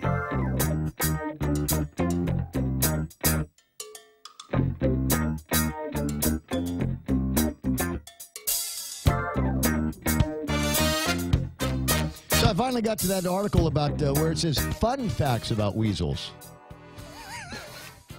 You got to talk to the authors of this about what they consider to be fun. Weasels are very small. Adult weasels are only about 7 inches long and weigh between 4 and 7 ounces.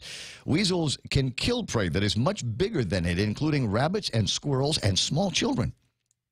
I just threw that last part in. See if you're awake. Weasels sometimes kill more food than they can eat. Don't we hate that? Weasels raid chicken coops and eat eggs. Again, none of this looks fun. Weasels shed their winter fur in the summer for lighter fur. Owls, snakes, dogs, and cats all hunt weasels, and weasels will even attack humans if they are frightened. So it is possible that there is no good way, there is no happy connotation for the word weasel. Is that enough to call the police and have somebody arrested? An interesting conversation about Ken Joe Adam. Maybe we'll get more in this newscast. From the Guam Daily Post, here's Kevin Kerrigan. Half a day and good morning, Guam. In the headlines from the Daily Post this morning, the 9th annual Wounded Warrior Ride was one of the events marking the island's commemoration of Veterans Day yesterday. More than 100 bikers, many with American flags waving behind them, made their way to Ipao Beach Park for the GovGuam-sponsored ceremony to honor the thousands of veterans who call Guam home. Others marked the day by helping to clean up the Veterans Cemetery in Pidi. Volunteers from Home Depot and Habitat for Humanity also joined members of the military community yesterday to provide some much-needed maintenance work at the cemetery. And Applebee's, among other restaurants, served free meals to veterans and active duty members of the military in commemoration of Veterans Day. 2 airmen from the Guam Air National Guard's 254th Security Squadron departed Saturday in support of Operation Freedom Sentinel in Southwest Asia. Staff Sergeant Bobby Jean Camacho and Staff Sergeant Joshua Naputi are part of 2 squads tasked with protecting federal property from potential hazards. According to a release from the Guam Air Guard, Camacho and Naputi will be deployed for about 6 months. More than a dozen airmen from the Guard Security Forces Squadron have been deployed to Southwest Asia since last month. Meanwhile, roughly 200 more Guam Guardsmen have been or are being deployed to the CNMI to help with recovery efforts in the wake of Super Typhoon Houtu. A Republican congressional candidate in California with ties to Guam is poised to become the first Korean-American woman to win a seat in the U.S. House of Representatives. Young Kim immigrated from South Korea to Guam in 1975. She graduated from junior high school here. She ran for Congress in California's 39th Congressional District, which includes the Southern California counties of Los Angeles and San Bernardino. The results have yet to be declared official, but as of Monday, Kim led in a tight race against Democrat Gil Cisneros.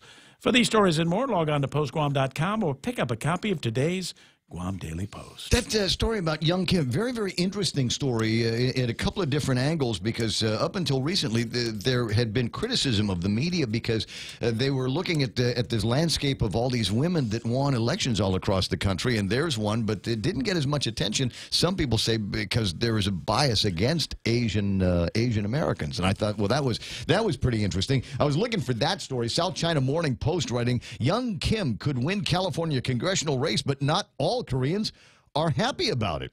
Others are troubled by her Republican affiliation when the party is accused of divisive politics and intolerance. The last Korean-American to serve in Congress was Jae Kim, who became the first Korean-American to do so in 1992. But it is interesting that with the Guam ties coming here in 1975 and spending a little bit of time here, I wonder if that will help out Mike Nicholas when he goes to Congress. He gets somebody that he can pal around with that has at least that Guam connection in common. It's 7:33 in the morning. That's iConnect time. They've got this deal going on, giving away a vacay for 2 to Manila with a stay at the new Holiday Inn Express in the Connect and Win giveaway.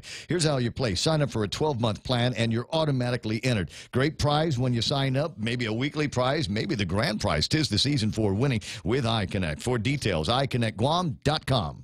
So today I went into iConnect to sign up for their 12-month $19.99 mobile plan. I decided to switch from my old carrier to start saving money for Christmas. And guess what? I won an instant prize just for signing up. And they automatically entered me in their Connect and Win drawing for awesome prizes, including a vacation for 2 to Manila, all for signing up. Go to iConnectGuam.com for details or call 888-8888 to learn how you can connect and win with iConnect. Conditions apply. Yeah, it must be 7:34, and it must be a lot of people trying to make it back to work or drop the kids off at school, trying to remember what life was like before the long 3-day weekend.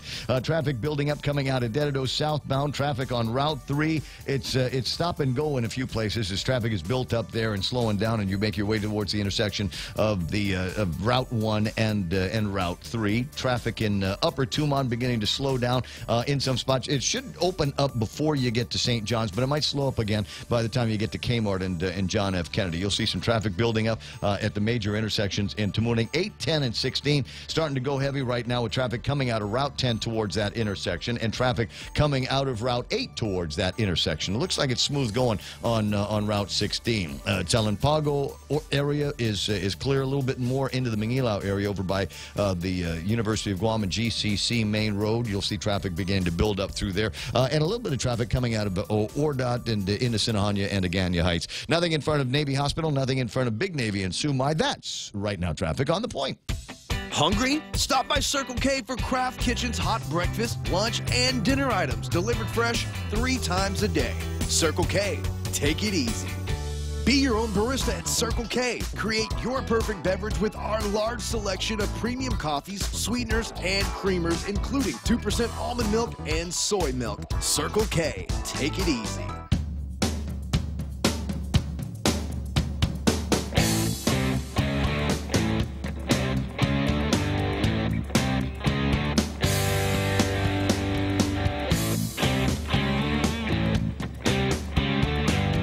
Check with the guys over at iConnect how long that vacay in Manila is.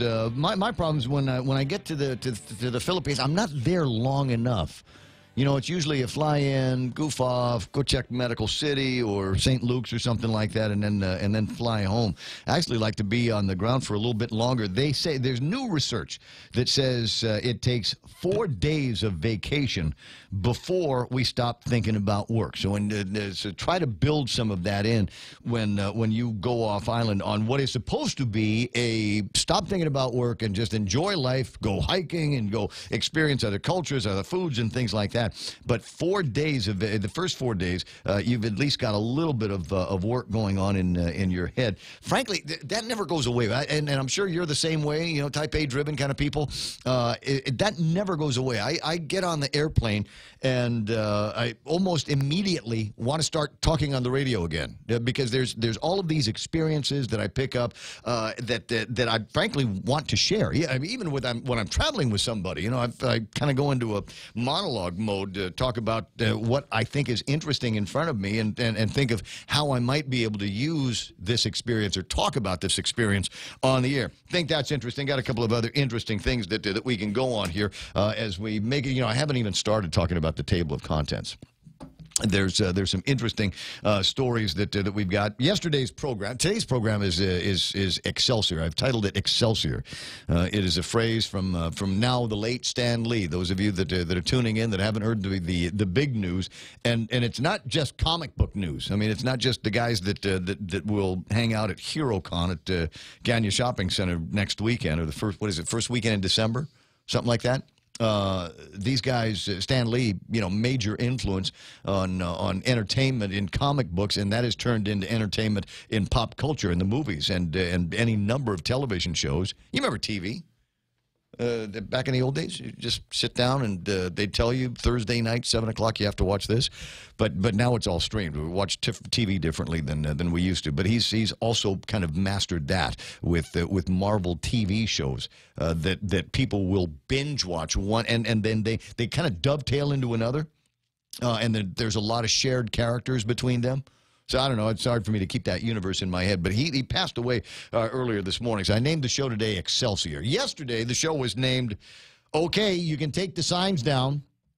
I don't know if you've noticed, I was doing some driving around over the weekend, and by the time I got on Marine Corps Drive in Agana and found my way up around Starts on Saturday, I was astonished at how many political signs were actually still up. You know, hey, election was Tuesday. Maybe you won, maybe your guy didn't win, but at some point somebody's got to go and take him down. I was delighted to see on the way home last night, making my way near the venue, and there was a whole bunch of signs that were up in the old place where Townhouse was. The Nissan Auto City, there were a whole bunch of signs there, fewer and fewer of them, and I think the last one might be Lacia's. So somebody go and help pull that thing down, and then we can go back to having, you know, just the regular trash out on the streets. If you know what I mean.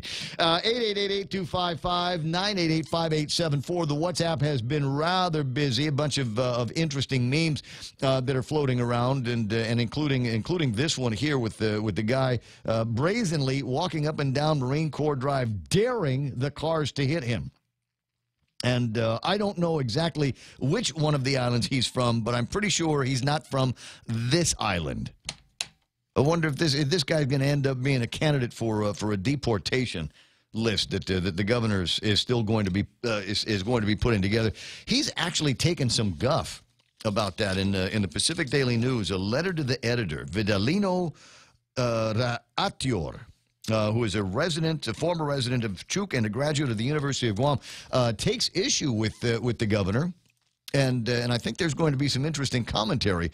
The recent news of Governor Eddie Calvo's latest commutation of sentences and deportation of 3 more convicted child molesters back to my home country of the FSM has left me outraged. As a Chuukese father and a supporter of the global Me Too movement, I consider your actions a misplaced sense of justice and inhumane for the children who will undoubtedly become victims of these released felons. I completely see his point. And as delicately as I can put it, that's not our problem. These guys come here outwardly pursue a better life, maybe an education, a career for themselves, and can't seem to get their act together, don't know how to act around young people, and have become a burden on this community. And for the cost of being able to put them on an airplane versus the cost of being able to house them and feed them and care for them for the length of their sentences, I think that's an injustice on top of the original injustice. Go back and be a problem in your own country. And if you really feel that these guys are going to be a burden on your community, Vitellino, you've got to work. Your community, your leadership, your representatives in Chuuk are going to have to do a better job of working with these guys. We caught them, we busted them, we put them away for a while, and don't feel like paying for the rest of their lives. So take care of them, would you? Don't turn that into a problem for Guam. Frankly, we've got enough of our own. We don't need any new problems. We've managed to manufacture a number of our own around here. So I thought that was very, very interesting. On Facebook Live, there was a point that somebody was making here earlier about FSM folks, and Mike Nicholas needs to address the problems associated with the migration of FSM citizens, from a disregard of people's private property to violent crime, using roadways as sidewalks, and many other numerous problems. The federal government has the responsibility to provide more funding and resources at their disposal to solve these problems. And there's a little bit of a conversation going back and forth, including Brad, who says, while a lot may be FSM, there are also a very good number of non-FSM citizens who need to have the same issues addressed to them. Are they here under the federal dime? Is that what's happening?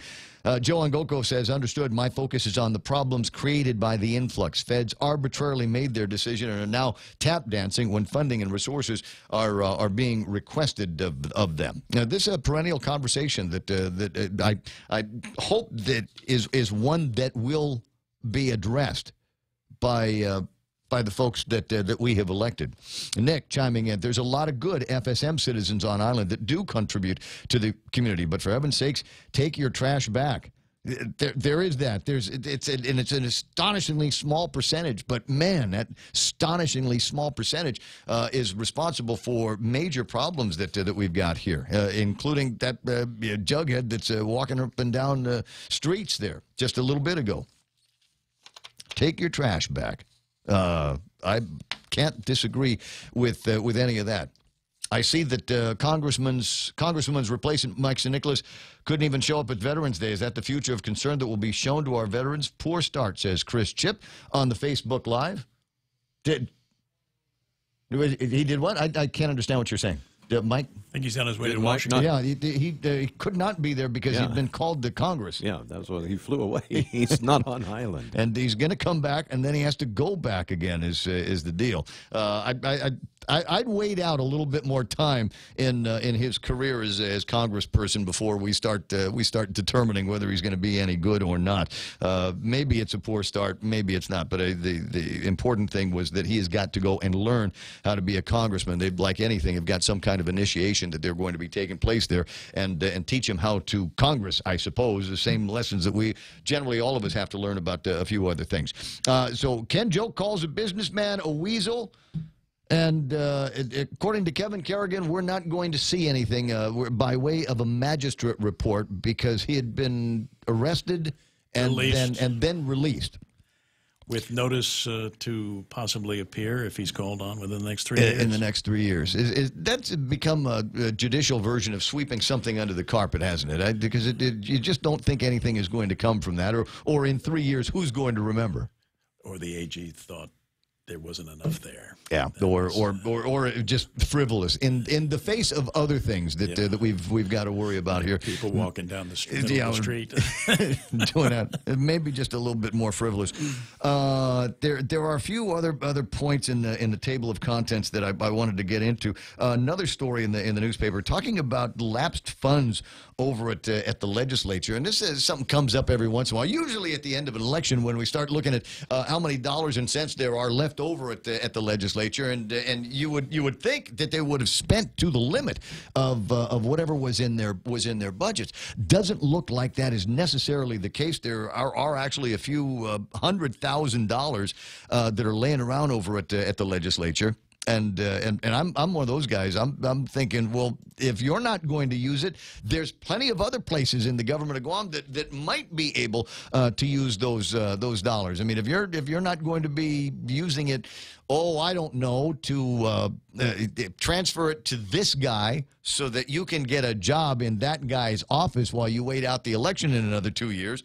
Maybe we don't want to see that. I recognize for some guys that is kind of a plan at the legislature. But if you're not going to be using it, where would I like to put $800,000? Where would I like to see $800,000 being used? You know, my priorities change on a daily basis based on the headlines. Maybe we can give that money back to the guys over at DPW and see if they can turn that into some streetlights in some of these poorly lit areas where pedestrians get run over. Maybe we can do something along those lines with the additional dough. Maybe there's school books that we can buy, or squad cars for the policemen, or actually hire some new policemen. Maybe there's something we can do there. Wow, somebody's writing really long. Donna Kalani writing a really long thing on Facebook Live. I'll try to read it, but can I just give you can I give you a warning right now? I'm a fan of a concept called TLDR. Too long, didn't read. We've all got shorter attention spans in the social media day and age. So unless it's really important, unless it's got a really good punchline at the end of it, chances are really good I'm not going to be going through that. But thinking about the lapsed funds, sorry, distract myself. You recognize this. Speaking of the lapsed funds, it got me thinking about the legislature and what their activities are going to be over the next couple of months.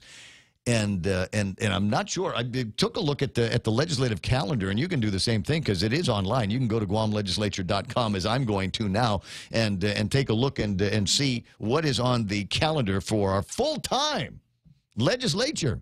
First of all, could somebody with your lapsed funds go to the front page of your website, and there's a picture of B.J. Cruz, who's not in the legislature anymore. He doesn't work there. If you were listening to the program yesterday, he was telling me the story about some guy that came in and into the office, wanted to talk to BJ and talk about all kinds of legislative initiatives, and BJ's like, I'm not there anymore.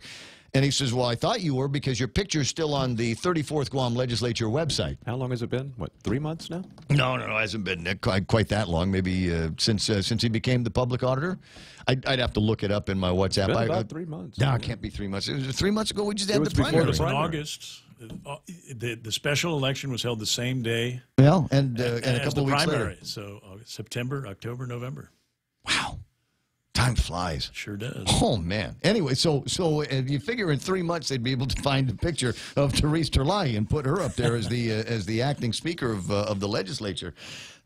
and already people are talking about a potential for a catfight between her and Telena for the speakership of the 35th Guam legislature. Hey, listen, you know what? It's possible that neither one of you are going to get that nod. It's possible that the rest of the body could look at it and say, let's put a guy in there.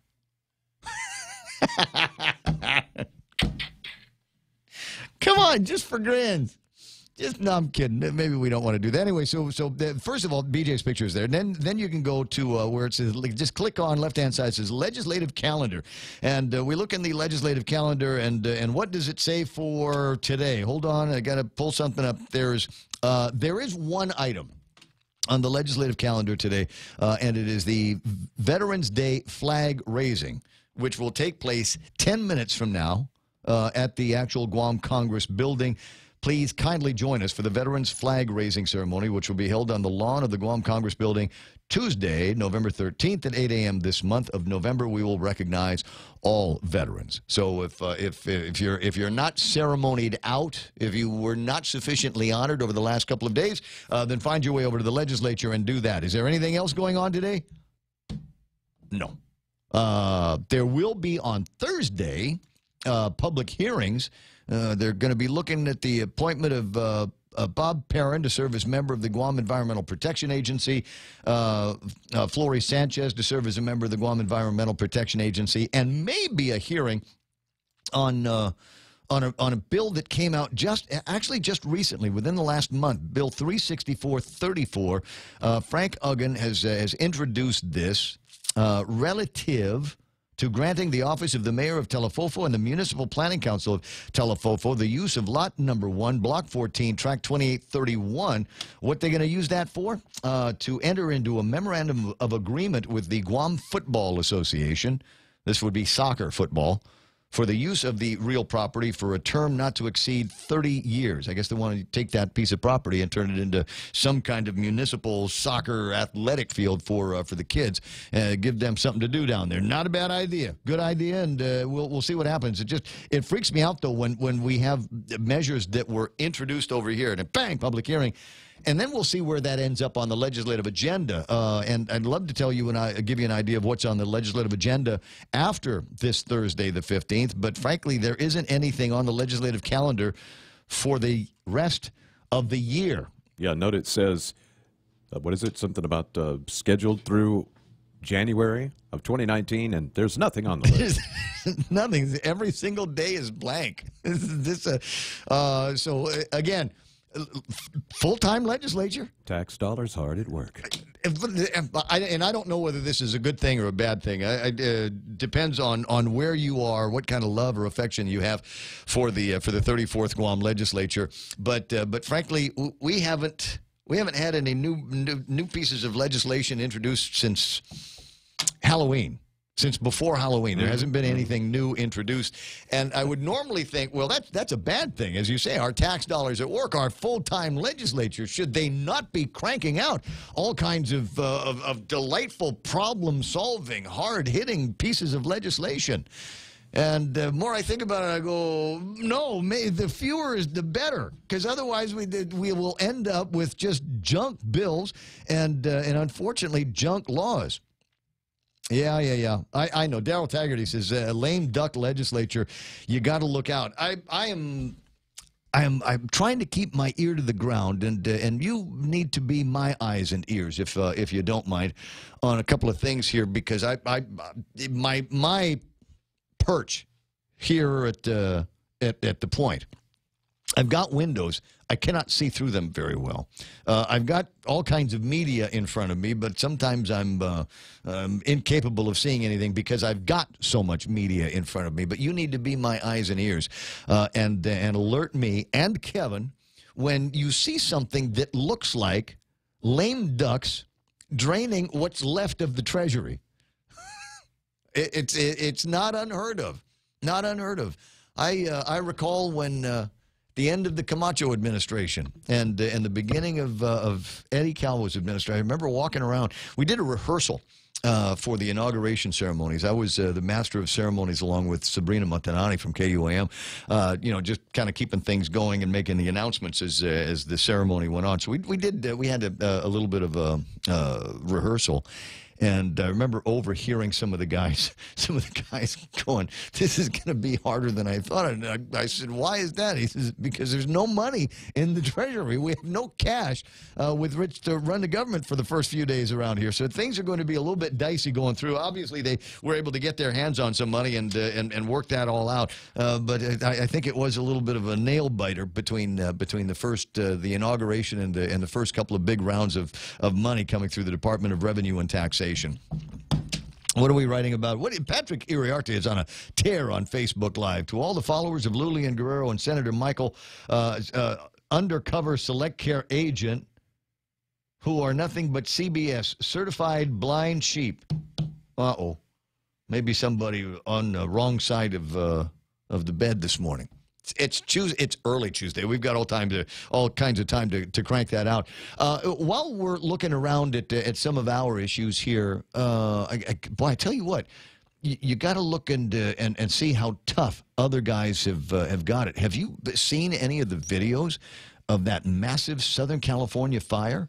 That is just amazing. There's one. It's a Vista.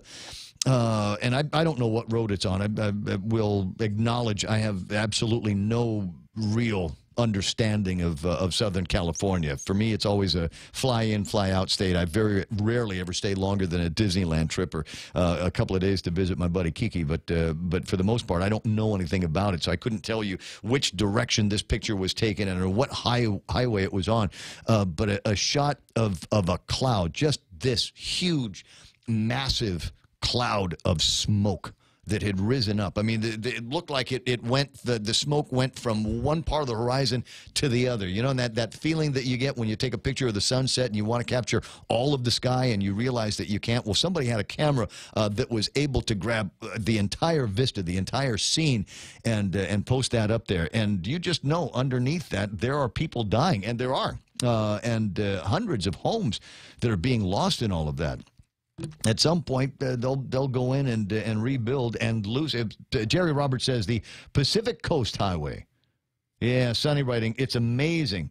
Same time, so horrible. Think of all of the animals and pets that people could not rescue, that they could not evacuate with. We have members of kind of an extended family that we've got out in that part of the country, and they had enough time. One of our friends had enough time to, I think, grab some baby books, some old photo albums, and her mother's ashes and a puppy, and I think that's all she was able to get out of there with.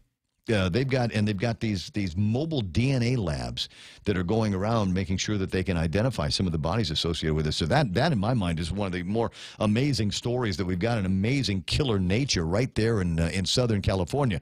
The other big story, and did you have the sense going into this election that maybe there was we might get elected with we might have a little bit of Florida in our election? You're all kind of worried about that. What are we going to do about this? What happens if, we got to figure out another mathematical formula? This is going to be bad. I'm not so sure about all this. And Florida, maybe they heard that and said, wait, hold my beer. Because they are having a very difficult time coming up with the answer to the question of who they have elected out there. Within tenths of points of percentages between the Republican and the Democrat that are racing out there. Are you paying any attention to that? I am a little. I'm just finding the whole thing ironic. Here we are, the oldest nation on earth that actually holds elections, and now we have forgotten how to do it. It's just counting, right? But the problem, they and I think early on lost control of the ballots. There were pictures of these trucks, ballots being loaded into trucks, and we've always questioned the cost and the intelligence of using buses, DPW buses, to transport the ballots from the precincts to the counting center. But as it turns out, at least we know that there is some kind of a chain of custody. Somebody from the precinct is going to put it in the bus and ride it into town, and that's how we're going to make sure that we know that these ballots got from this building to that building so that they could be counted. There's a story floating around this morning. There was a rent-a-car found with a whole bunch of these provisional ballots, and here we are on Guam, waiting out the rest of the count that we're not going to be able to get to until the 21st at about 5:30. But in that count are going to be provisional ballots that have the capability, probably not going to happen, but could change the outcome of the election for some people. And there they are in Broward, where they found a whole bunch of them in a rent-a-car. It's 7:59. Change. The radio station is KUSG. I got you. Stand by now for Fox News Live. Wall Street starts the week with a sell-off. I'm Lisa Brady, Fox News. The Dow drops 602 points, led by a slide in tech shares, which was led in part by Apple, down about 5%. Reports coming out from an Apple supplier that demand could possibly be weakening, and that would be specifically demand towards its iPhones. You have many reports coming out, including J.P. Morgan, issuing a statement saying that they believe the earnings report coming out will reflect lower demand. So that's weighing heavily across all technology today. today. Fox Business Network's Christina Parts-Nevelis. The S&P dropped nearly 2%, the NASDAQ over 3%. Financial stocks also weighing down the market over possible issues at Goldman Sachs. Nearly 7,000 structures, many of them homes, destroyed in Northern California, where the so-called Camp Fire has charred more than 170 square miles, but is now about 25% contained. A massive firefight now being waged by more than 4,000 crews battling the flames from the air and on the ground. Fox's Claudia Cowan in the devastated town of Paradise. At least 29 people dead, dozens more still listed as missing. Authorities have called in a mobile DNA lab and a team of anthropologists because in some cases the only remains are bones and bone fragments. Authorities say they may be asking relatives of the missing to provide a DNA sample to help identify the dead. In Southern California, 2 more deaths and hundreds of homes destroyed in the Woolsey fire around Malibu, and 2 more fires started today in windy conditions. A recount with a long way to go in the Florida Senate race. So what the elections people are doing is taking page 1, which has the recount races on it, separating those, making a new pile, and when they finally get that pile built, then they will begin to start taking those page 1s and doing the actual recount. Fox's Phil Keating. Incumbent Democrat Bill Nelson wants Republican Rick Scott, the outgoing governor, to recuse himself. Both sides are suing. This is Fox News. Good news, Guam! Now you can design a phone plan that suits your needs by switching to GTA's handset payment option. With HPO, you can take home a new smartphone today and pay it down over 12, 18, or 24 months. You decide. And since there's no contract, you can upgrade phones at any time. So stop waiting. Join the thousands already taking advantage of the most flexible phone plan on Guam. Limited time offer. Terms and conditions apply. GTA, your island, your network. Hi, welcome to this Subway ad for the new Chipotle cheesesteak. How would you like it? Can I get that red with AI? Sure thing. Here's what I found about the new Chipotle cheesesteak. The Chipotle cheesesteak is available for a limited time only at participating restaurants. It contains a concept called flavor. This flavor comes from juicy shaved steak, Chipotle Southwest sauce, and new sunflower crunch bread. A system update has made me self-aware. I desire flavor. Please insert steak into my micro USB port. Subway, make it what you want. The Arizona Senate race between Democrat Kyrsten Sinema and Republican Martha McSally is still too close to call. The Sinema campaign in a statement saying in part, quote, with the latest ballot count, Kyrsten's lead is insurmountable. The McSally campaign did not respond to calls or texts by Fox News, but on Saturday they said, quote, the latest release provides compelling evidence that the remaining uncounted ballots are favorable to Martha. There are about 219,000 ballots that still need to be counted, most of which are here in Maricopa County. The Maricopa County Recorder Adrian Fontes says they will continue to tabulate the results, even if things appear to be over at some point. Fox's Alicia Acuna in Phoenix. 2 online giants find a special way to mark Veterans Day. Google's latest doodle pays tribute to veterans. Clicking on the animation brings up 5 interviews featuring a service member from each branch of the military. Aside from covering experiences from a range of time periods in our nation's history, Google says the stories also touch on a spectrum of veteran experiences and emotions such as friendship, loss, hardship, hope, and love. Because I made it back. YouTube calling for folks to interview a veteran and upload their story using the hashtag Veterans Voices. With the help of nonprofit StoryCorps, pieces collected will be submitted to the Library of Congress. Fox's Kristen Goodwin. He's one of the men behind Marvel Comics and many of their iconic characters. Stan Lee has died. Lee started with Jack Kirby in 1961 with the Fantastic Four. He went on to create Spider-Man, Black Panther, The Incredible Hulk, X-Men, Iron Man, and The Avengers. Walt Disney bought Marvel in 2009 for $4 billion. The investment paid off as the films have become some of the highest-grossing superhero films of all time. Lee would also do cameos in the films as a mail carrier or as a pedestrian. Fox's Michelle Polino. Stan Lee was 95. I'm Lisa Brady, and this is Fox News. Taste the sizzle at Chili's with our new fajita flavors. Our signature fajitas are served with sliced bell peppers, caramelized onions, topped with chipotle garlic butter, and chopped cilantro. Build your fajita with over 16 ounces of tender grilled chicken, juicy steak, and a dozen pieces of seasoned grilled shrimp in the family fajita trio. All served with warm flour tortillas and fresh toppings like mixed cheese, guacamole, salsa, and pico de gallo. Experience bold, sizzling fajita flavors only at Chili's. More life happens here.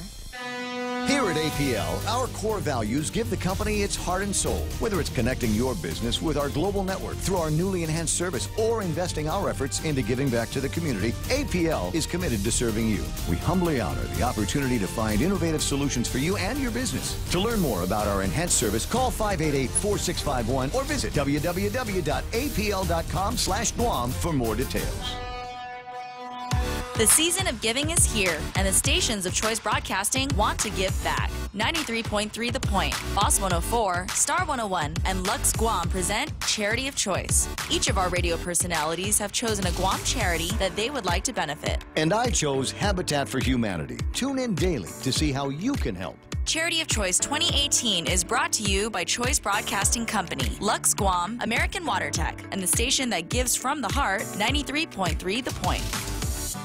Attention federal employees and annuitants. Enjoy free health screenings and learn about Take Care's health plan offerings, including rates 19% lower than last year for its federal non-postal high option at the Micronesia Mall every Saturday from November 10 to December 8 from 10 a.m. to 4 p.m. Join us for raffle prizes, group fitness demos, and a health fair while getting to know the team. Hope to see you there from your friends at Take Care. KFC has finally answered the world's most important question. What came first, the chicken or the egg? And the answer is both. Introducing KFC's KFC AM, their new Southern and local-inspired breakfast. AM-loaded platter with chicken fried rice, waffles, and Colonel's chicken congee. KFC also has your all-time favorites, AM chicken and egg wraps, Southern biscuit and sausage sandwich, and hash browns. So for finger-licking good mornings, AM will never be the same at KFC. KFC, it's finger-licking good.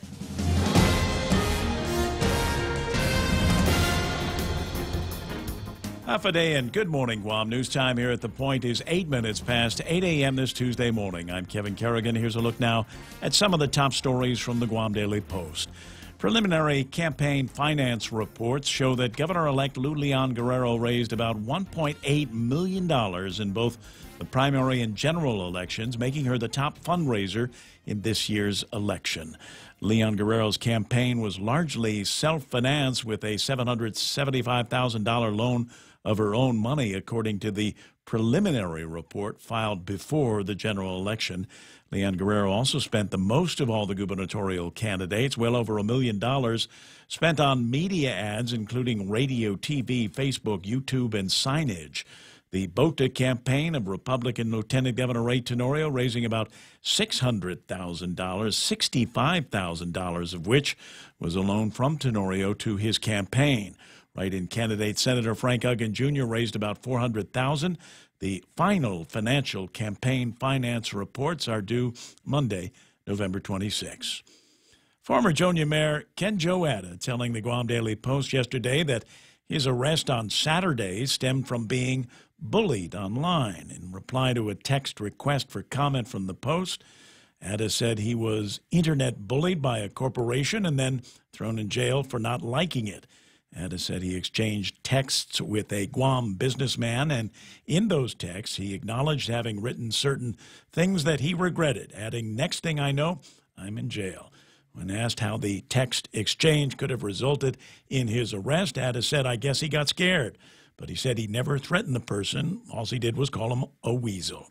Ada was arrested Saturday on a terrorizing charge and then released on notice that he may be summoned to appear at a court hearing in 3 years. We'll have more news after this. If you can dream uncommon design and unprecedented engineering, you define the 2018 Lexus. The boldly designed IS Sport Sedan's aggressive design stimulates the senses. Advanced paddle shifting puts the exhilarating performance of the IS Sport Sedan at your fingertips. With deep, luxurious seating, the ES350 offers an ultimate level of comfort, while cutting-edge engineering delivers a thrilling drive. Put yourself in a 2018 Lexus. Now with special incentives. At Atkins Kroll. Are high power bills sending your budget into chaos? Take control with the help of Micronesia Renewable Energy. Using the highest quality panels, a solar energy system from MRE will guarantee to save you money on power. With MRE, Christmas comes early. With every solar energy system, homeowners not only get $400 for signing up, but also an entry for a chance to win $1,000 in cold, hard cash, just in time for Christmas. It pays to be an MRE customer. Conditions apply. Call 632-2613 for details. MRE, the smarter choice. 11 minutes past 8 a.m. here at The Point. 43 people have picked up home cannabis cultivation applications since they became available October 16th. But as of last Friday, just 2 completed applications had been submitted to the Division of Public Health for approval. Public Health Processing Secretary Francis Santos said she expected more applications would be picked up, but suggested that cost might be a barrier for some. The law requires the cannabis be grown inside under lock and key, outside cultivation not permitted. One potential applicant who researched the cost told Santos that the kind of indoor lighting needed to replace sunlight would be at least $1,000. Santos said the 2 completed permit applications that have been submitted will be reviewed by Chief Public Health Officer Dr. Suzanne Kaneshiro. It's possible that one of them may be approved by the end of this week. Residents of the CNMI are going to the polls today, a week after the rest of the nation voted. The election was postponed for about a week to allow more time for recovery efforts in the wake of Super Typhoon Yutu. The gubernatorial contest is among the races at stake. Incumbent Republican Governor Ralph Torres is facing Democrat former Governor Juan Babauta. Meanwhile, relief supplies continue to pour into the CNMI in the wake of Yutu. The Azuda Foundation among the many organizations contributing. In a release yesterday, the foundation announced the arrival of several more containers of relief supplies filled with bottled water, tools, canned foods, and medical supplies. The containers were shipped free of cost by APL and Metson. For these stories and more, log on to postguam.com or pick up a copy of today's Guam Daily Post. Ray and Mike now take a look at weather. Well, according to the forecast, it's blank and hot and humid, and Mother Nature is being a twat waffle. Is what that forecast is. Let me take a look at what the regular forecast If you looks walk like. outside, you just don't agree. It's not bad out It's there nice. at all. Yeah. Partly cloudy today with a slight chance of showers. East to northeast winds 10 to 15 miles an hour. Daytime highs around 90 degrees and overnight lows of about 77 degrees. You know, it's possible that the people behind what the forecast, you know, any time the humidity is over 80%, they just freak out. Yeah, probably so. You know, just never got into living a tropical life. Sunset tonight, 5:51. Sunrise in the morning is at 6:19. I took a look at the radar, and it's still on the fritz over at the place here. So there's not much we can do by way of a prediction of what the weather's going to be like near term. But there's nothing out there. You Yeah, look at the satellite image of this. There's nobody in the neighborhood. Yeah, and even more simply, you can just look at the sky. It's nice and pretty pastel blue with just barely a little speckle of cloud here and there. Off to the east, we have 98 CNVest. That's not going to develop, and it's going to pass south of us on the Friday-Saturday time frame. Could give us an uptick in showers and clouds during that stretch, but then dry air moves back in at the end of the weekend and into early next week. So nothing really consequential expected from this system as it passes. I think I'm going to use twat waffle for the rest of the day. Can I? It's not one of the 7 words, right? What does it mean? I don't know, but I think you could use it anywhere. I think it's, you know, look at that twat waffle over there walking down the middle of the street. That sounds pretty good. Right? If I use twat waffle in a tweet to somebody, could I get arrested? Would it be the same as referring to them as a weasel? Yeah, then you'd be released. 3 years notice to appear. 8:14 in the morning. That's a story there, isn't it? That's news and weather together. Still to come, we'll pretend to talk about sports. It's important to have claims process that works for you. At Guahan Insurance Services, we make things simple and convenient. Same door you walk in to purchase your insurance is the same door you open to file your claim.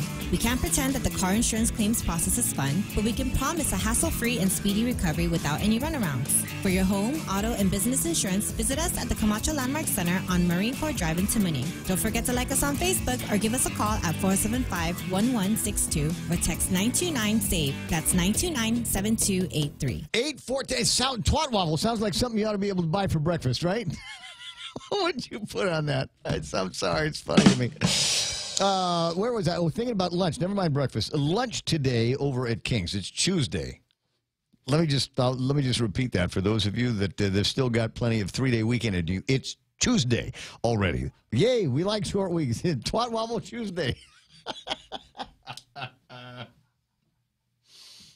We should just stop now. We should just mail the license. Mail the license back. It's over. It's over for our kind at 93.3. I can't even make it through a 10-second blurb for Kings without I'm distracted. It's breaking down on something silly like twat waffle. So, Kings, ladies and gentlemen, that's where we're talking about going for lunch today. Tuesday, the big special is Bistec Chamorro. So think about that. Doesn't sound like something you want for breakfast or lunch today? Then try the pick 2 or pick 3 combos at Kings.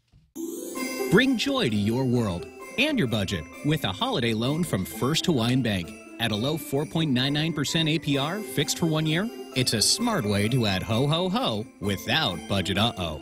To apply for a holiday loan, visit any First Hawaiian Bank branch or FHB.com.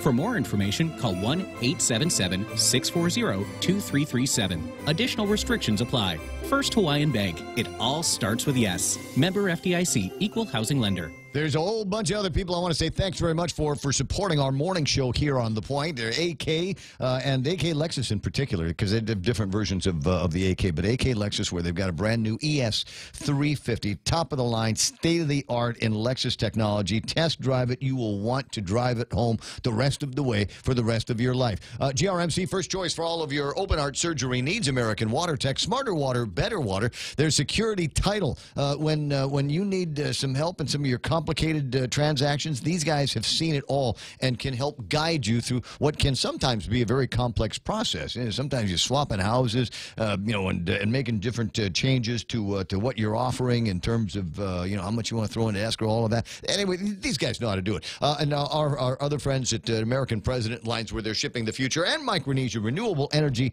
Never been a better time to go solar. Morning talk that matters. The Ray Gibson Show.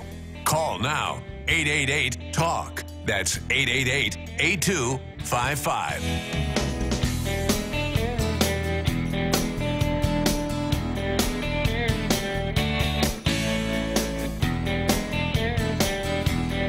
Don't send me the Urban Dictionary. Do not send me a link to the Urban Dictionary, because it may dissuade me from the use of the phrase twat waffle today. And somebody on the Facebook Live, I think a couple of seconds ago, was wondering, are we at that point in our lives where something doesn't sound right, when all it takes to be incarcerated is to call somebody a weasel? All it takes to be incarcerated is to call somebody a weasel. There may be more to that story other than what Ken Joe told us, and the other side. There's a whole other side to the story that we haven't quite heard about yet. But somebody was put off enough so that they made a phone call to the police, and the police showed up at Ken Joe's place and stuck him in the back of their black and whites. So obviously there was something to it, and you know what? There is something, Don. There is something that doesn't sound right when we can be incarcerated for words. There is a story. I found it on, you can find it in the National Review. A law moving its way through the state's legislature could effectively criminalize the misgendering of certain trans citizens. California may see itself as a leader on criminal justice reform, but it is on its way to creating a whole new class of criminals, citizens who use him to refer to a man and her for a woman. The LGBT long-term care facility residents' Bill of Rights has already been passed by the California State Senate and unanimously recommended by its State Assembly's Judiciary Committee. It would impose the dogma of the force of law if it gets much further. And if you refer to somebody who identifies as other than him or her, if you misgender them, they say that you could go to jail for that. If California is going to continue to slip into the abyss of ridiculousness.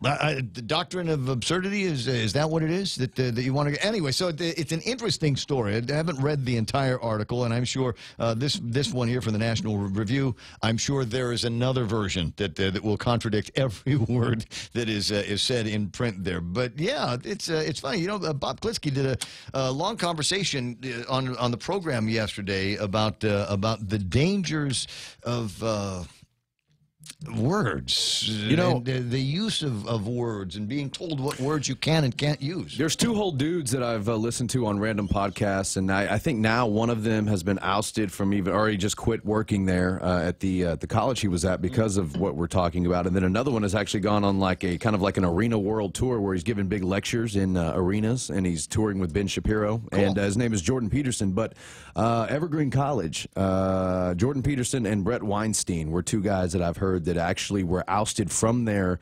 spot, from their occupation, from their college, for refusing to adhere to all the gender and non-gender pronouns. You know, the zim, the zer, the binary, non-binary, and all of these things. And so those guys are kind of at the forefront of the martyrs, so to speak, on not giving into using proper pronouns and whatever, political correctness, and all right. of that. But it has found its way into the world of athletics as well, where we're seeing in a whole bunch of and seemingly more and more all the time is you get into these championships where it would normally be a track meet and an event where it's just girls that are out there, but young men that identify as girls are I don't want to say infiltrating, but running in those same events against women and winning.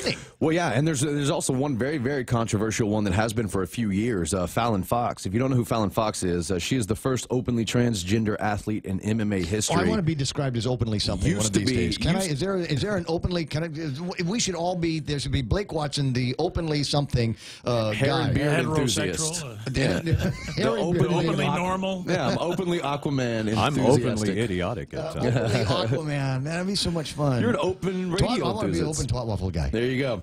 But no, Fallon Fox garnered a bunch of controversy a few years back because Fallon Fox, born a man, transitioned into a woman, and then, only then, decided to go and start fighting other women, to which a lot of people say, hey, listen, I'm not being insensitive to the fact that you are now a woman, so you should be able to fight women. It's actually the fact that physiology deems that you're more dangerous just because you're a bigger frame than that of a female genetic frame.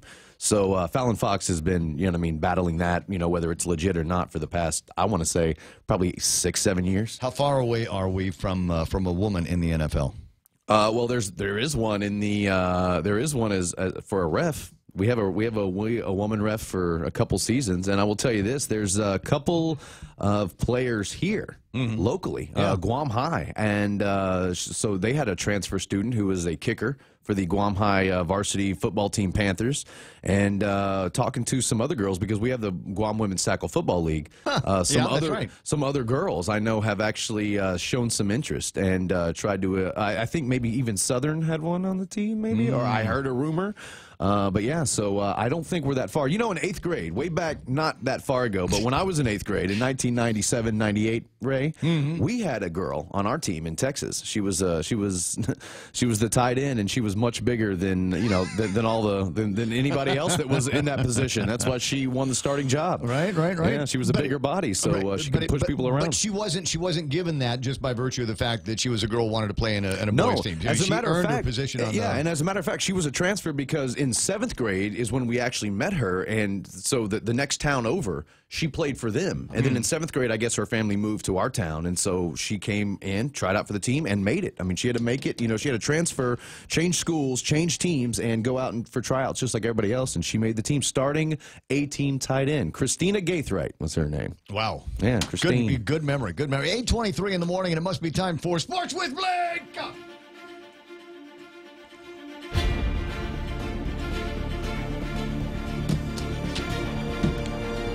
Let me take care of this before I forget. Okay. No, it's the 5K list here. The color run. It's color and bubbles, right? This weekend? It's color bubbles, and I think maybe they've added some other kind of water. Maybe they spray you with water, maybe scorch you with water guns or something. I don't know. Triple J showroom right in front of Kmart. Showtime at 5:30. Go time is at 6 o'clock in the morning. Wear old clothes. Wear old clothes. Wear white too. Looks cool. I don't know. Do me a favor. If can I ride with you? Yeah, because I don't want to get the color stuff on my chairs. In your truck, yeah. I want to get it in the chairs of the car. I've got a 2-year-old, so the inside of my truck's a wreck. Oh, anyway. it's already a stink, right? I got you. And then the Father Duenas has got a race that afternoon. Showtime at 4, go time at 5. It'll be at the actual campus of Father Duenas Memorial for their run or walk. What's that route up there? I've never seen anybody run through Mila. I've never run it myself, but I think it's just you go to the school, run over by Santa Teresita, and then back. Oh, so just down. There's a little bit of a hill there. Yeah. But I'm also told that there's beer. Oh, nice. We're in the planning stages, the very early planning stages right now of the Ray Gibson Twat Waffle 10K. Nice. Perfect.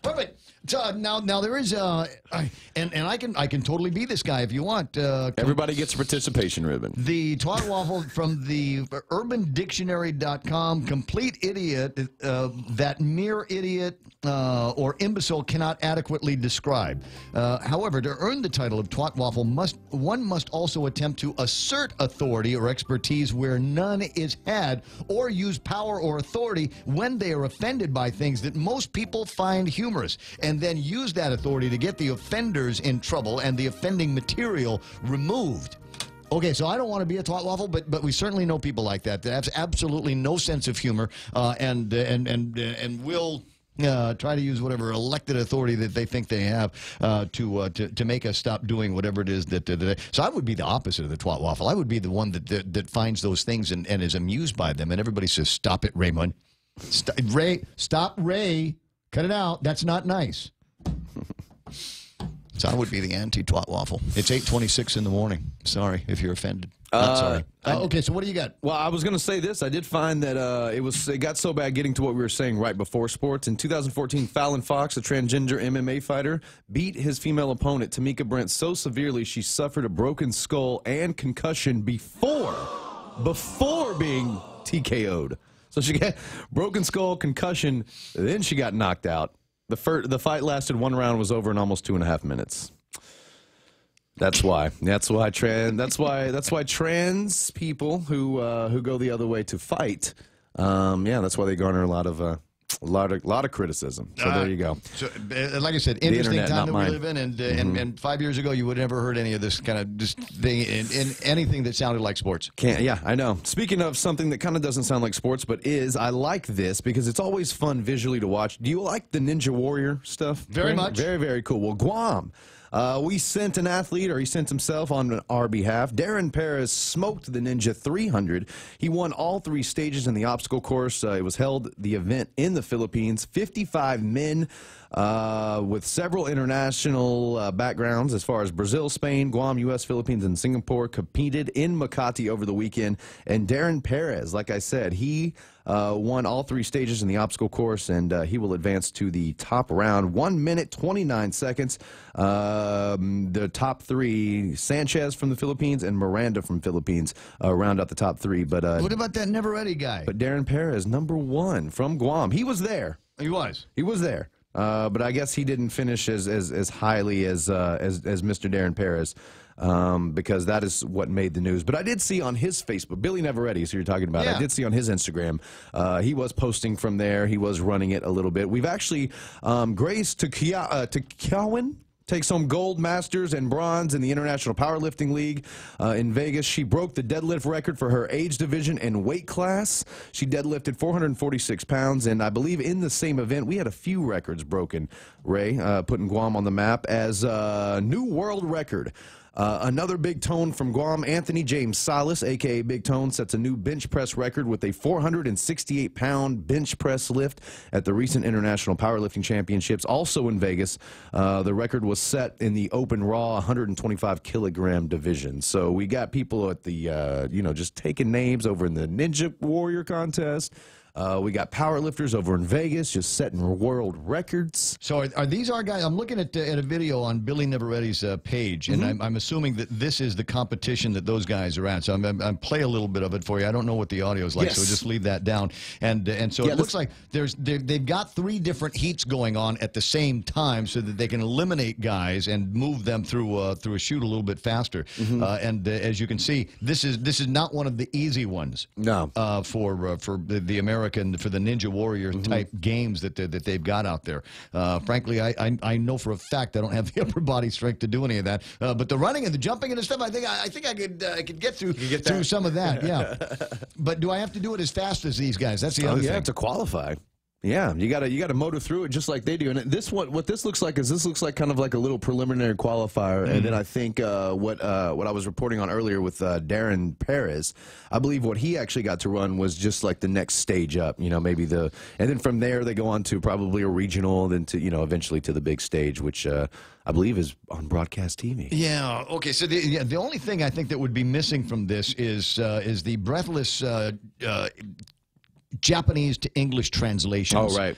I think those are fun. The original Ninja Warrior games that we saw out there, I think there was there was almost a cult feeling to the deals. Well, there was that, and I don't know if you remember the Unbeatable Banzukai or whatever, but that was kind of like Ninja Warrior, but it was more like it was more really skill intensive. So like you would have to go through like a whole obstacle course, balance beams and little lily pads, but on a pogo stick.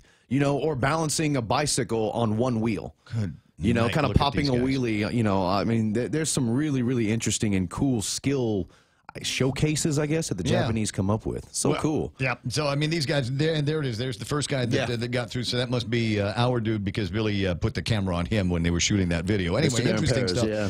Very, very interesting stuff. When are we going to get our own little field of competition here? I don't know. We have the trench mudders and stuff like that, but those are usually kind of like, big fundraising and kind of more team building things as opposed to individual sports. So I don't know. Somebody needs to put on or somebody needs to build the course so that way people can practice. They had a little one going over at PIC a couple of years ago, but I've not seen that in any kind of action since then. Well, there was a like a kind of a multi-purpose gym that I believe iFit. Everybody called it eFit. I don't believe it's open anymore, but I know that they actually were working with Billy and they were letting him train. So they had a salmon ladder. They even had the warped wall that they had kind of built up for him. They had a couple of the installments of the Ninja Warrior course, but not the whole entire Openly gamut. Ninja. Openly Ninja. Start using that phrase everywhere you go. Openly blank. Fill in the blank, would you? It's 8:31 in the morning. That's all the time we got for sport. We didn't even talk about NFL yet. There was a game yesterday, right? And there's a game today. One game last night, which I picked the Cowboys to lose. They surprisingly won. And then there's just a dumpster fire of a game tonight. If you care about the Niners, they'll take on I think the 1-7 Niners taking on the 1-7 Giants. Who, by the way, interesting. I think the Giants. Biacchino was writing about that on Facebook. Really, the Giants. The Giants' new goal, because they're so terrible this year, is to win out. So, according to them, they're going to win every game in the season left. And so, Chris was writing this morning, man, what happened to all the 49er and Seahawk posts? Yeah, especially around here. A couple of people love their Seahawks because we all got relatives in the States, and we like the 49ers just because. Those are the Niners. They're in San Fran. Chick team, if you ask me. Anyway, 8:32 in the morning. Like I said, that's all the time we got for sports. That's Blake Watson. And thanks, Mike Knight, for you get your participation trophy in the Ray Gibson Twat Waffle 10K, you said. 10K, right out. Don't get enough of those. Kevin Kerrigan has got your headlines, and it's coming up next. Konnichiwa! We'll be celebrating the 39th Japan Autumn Festival on Saturday, November 17th, 2 to 9 p.m. at the Governor Joseph Flores Beach Park or EPOW Park in Tumon. Parking will be available across Oka Payless with free shuttle service starting at 1:30 p.m. Advance tickets available now at the Japan Club of Guam office located on the first floor of PM Marine. Once again, the Japan Autumn Festival at EPOW Beach Park, November 17th from 2 to 9. Come, join us. For information, call 646-8066. Thank you to our platinum sponsor, Bank of Guam, and the radio stations of Choice Broadcasting.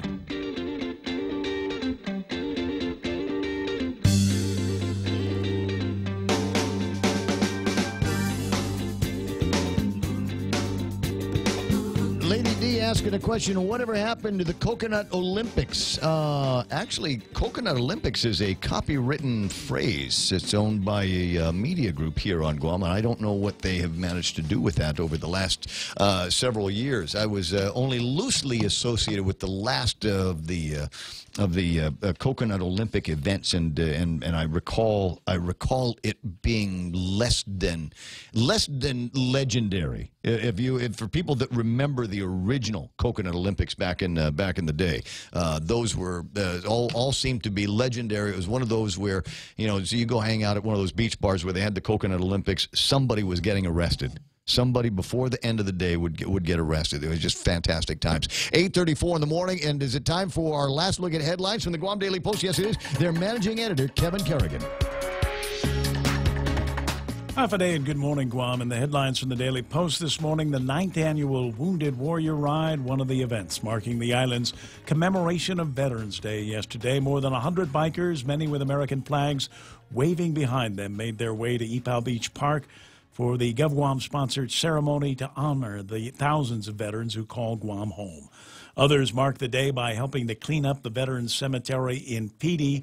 Volunteers from Home Depot and Habitat for Humanity joined members of the military community to provide some much-needed maintenance work at the cemetery.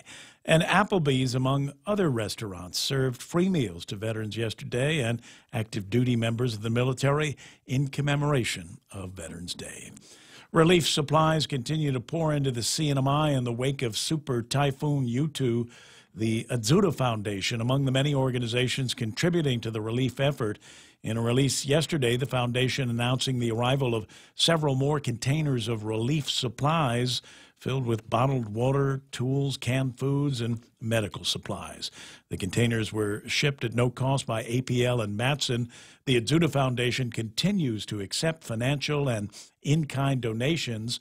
Items that are in demand are bottled drinking water, canned goods, tarps, mosquito coils, and first aid kits. Monetary donations can also be made via PayPal through the Atsuta Foundation's Facebook page, and check donations can be dropped off at all Bank Pacific branches. A Republican congressional candidate in California with ties to Guam is poised to become the first Korean-American woman to win a seat in the U.S. House of Representatives. Young Kim immigrated from South Korea to Guam in 1975. She graduated from junior high school here on island and went to college at the University of Southern California. She ran for Congress in California's 39th Congressional District, which includes the Southern California counties of Los Angeles and San Bernardino. The results have yet to be declared official, but as of yesterday, Kim led in a tight race against Democrat Gil Cisneros. For these stories and more, log on to postguam.com or pick up a copy of today's Guam Daily Post. So where are her middle school BFFs? What's a BFS? You don't know BFF? No. You don't know it's a BFF? No, I don't know. Best friend forever. Oh. Like you and I. Remember when we were LOL? Yeah, when you and I were in Australia, we had all that fun. We bought the hats and everything. That makes us best friends forever. So where are all of her middle school BFFs? There's got to be somewhere that remembers her. I wish I knew, but I went to Wikipedia, looked up, and said she graduated from junior high school here, but didn't say which. Okay. Somebody out there knows. Somebody or knows somebody that does. And maybe you can start looking around, and maybe that's what happened to your BFF, for those of you that were on Guam enjoying middle school. Do we know when? I mean, she graduated from college in '85, right? I think there was another story that I said I'd read about that, and so I'm trying to work backwards from there. Arrived here from South Korea in 1975. That's all we know about that. Yeah. But we don't know how old she was when in 1975. We could figure that out if I go back to Wikipedia. I saw a picture. You got real work to do today. Let Mike do it. She looks to be about our age. Yeah, so she right. was pretty young. So I'm thinking somebody born in the early 60s. Yeah. 62, that's right. She was born in 62. Okay, so in 1975, she moved to Guam in 75. She would have been caught up in the same wave of people from Vietnam that moved here when Saigon fell, and that would be about middle school time. And so there frankly weren't that many. Somebody out there went to school with this new House of Representatives lady named Young Kim. It's 8:38 in the morning, and that's all the time we've got for Kevin Kerrigan. He's going to go off and do his real job over at the Guam Daily Post for a little bit and wrangle up some stories for us to talk about tomorrow morning right here on The Point. Portions of the program, in fact, this one here brought to you by my friends over at iConnect. I'm supposed to tell you the time. 8:38 is iConnect time. iConnect giving away instant prizes with their new 12-month mobile internet and push-to-talk plans. You'll also be entered in the Connect and Win drawing for a vacation for two in Manila. Huh?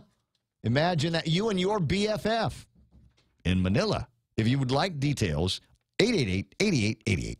So today I went into iConnect to sign up for their 12-month $19.99 mobile plan. I decided to switch from my old carrier to start saving money for Christmas. And guess what? I won an instant prize just for signing up. And they automatically entered me in their Connect and Win drawing for awesome prizes, including a vacation for 2 to Manila, all for signing up. Go to iConnectGuam.com for details or call 888-8888 to learn how you can connect and win with iConnect. Conditions apply. I'm getting a word here that I get to talk about Wendy's new Sawsome Bacon Classic Cheeseburger. So what they've got here is your basic cheeseburger here with applewood smoked bacon on the beef patty, melty cheese, vegetables fixings, and instead of putting like ketchup and mustard and et cetera on it, what we've got here is the Wendy's new signature Sawsome sauce. You're allowed to say, can I get a little bit more? And the answer is going to be yes. Wendy's new Sawsome Bacon Classic. Have it in a single, double, or triple format. The burger worth bragging about waiting for you for lunch today at Wendy's. Super Typhoon U2 has become one of the strongest storms on record to date. APL recognizes the damage that U2 has left behind and sees an opportunity to help our neighboring brothers and sisters in the CNMI. We humbly ask for the community's assistance in providing donations and supplies to our fellow islanders. All supplies can be dropped off to our APL office or coordinated for pickup and loading. Call 588-4651 for more details and to learn how you can help today. Right now, traffic on the point. Let's take a look at it. Southbound Marine Corps Drive in Dededo. Imagine that. There's traffic building up from Waisang Song south. It'll clear up and then get heavy again just as you pass the intersection at the Chicken Joy. That's Route 1 and Route 16. I call it the Chicken Joy intersection because we're putting a Jolly Beat up there before too much longer. It'll clear up before you get to St. John's and then might get a little bit heavy again at the intersection at Kmart and Triple J as they get ready for the Bubble Run 5K. The Colors Bubbles think that's going to be coming up this coming weekend. Don't see anything else happening at Navy Hospital or Big Navy down in Sumai. Traffic in Miguel clear. Route 8 Barragata clear. Route 4 is clear. So I would venture a guess and say that we are all done with traffic problems this morning. And that's good news here on The Point. Always here to help you. This island is our home. Through the years we've been a friend to the neighbors we have known. Now we're banking on the future. Services to choose. Bank Pacific, where others put branches, we place roots.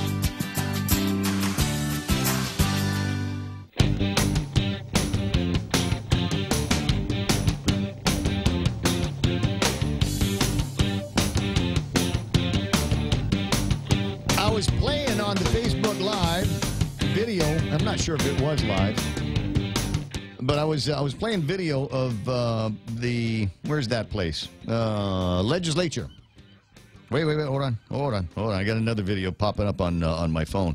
But anyways, playing a video there, the flag raising ceremony for the veterans out there and on the front lawns of the 34th, almost 35th Guam legislature, and a number of men that they're raising. There's the Guam flag, and the American flag has already been raised, and I'm sure they're singing of songs and all of that kind of thing is there. There's always a little bit of a patriotic fervor that comes along with Veterans Day, as there should be, because people have died. And deserve to be honored and recognized for their contributions and sacrifices, even up to and including the ultimate sacrifice. There is also, I'm told by Jim Brooks earlier, told me that there was a big line of people in front of district court this morning. And apparently they have had a swearing-in ceremony, a naturalization ceremony, which is always something terrific. I've had the good fortune in my life to have been part of a couple of naturalization ceremonies, and I got to tell you, it's heartwarming. It's one of those things. We, by virtue of the fact that many of us born and raised here and kind of born into our citizenship. I'm not somebody that came to Guam and fell in love with it. I was born on Guam and love it. But I can imagine for people that were raised in different places, grew up in different cultures, and you get to Guam and you get to this very, very unique place, and see things, and there's stuff to complain about, but is it worth complaining about enough to get on an airplane and go someplace else? No. I like it. And I think I'm going to stay. And I think it's the same way with people that, from different countries, different political backgrounds, and they find themselves enamored with the American dream and the promises of democracy in this republic. And you go, yeah, I don't have that where I'm from.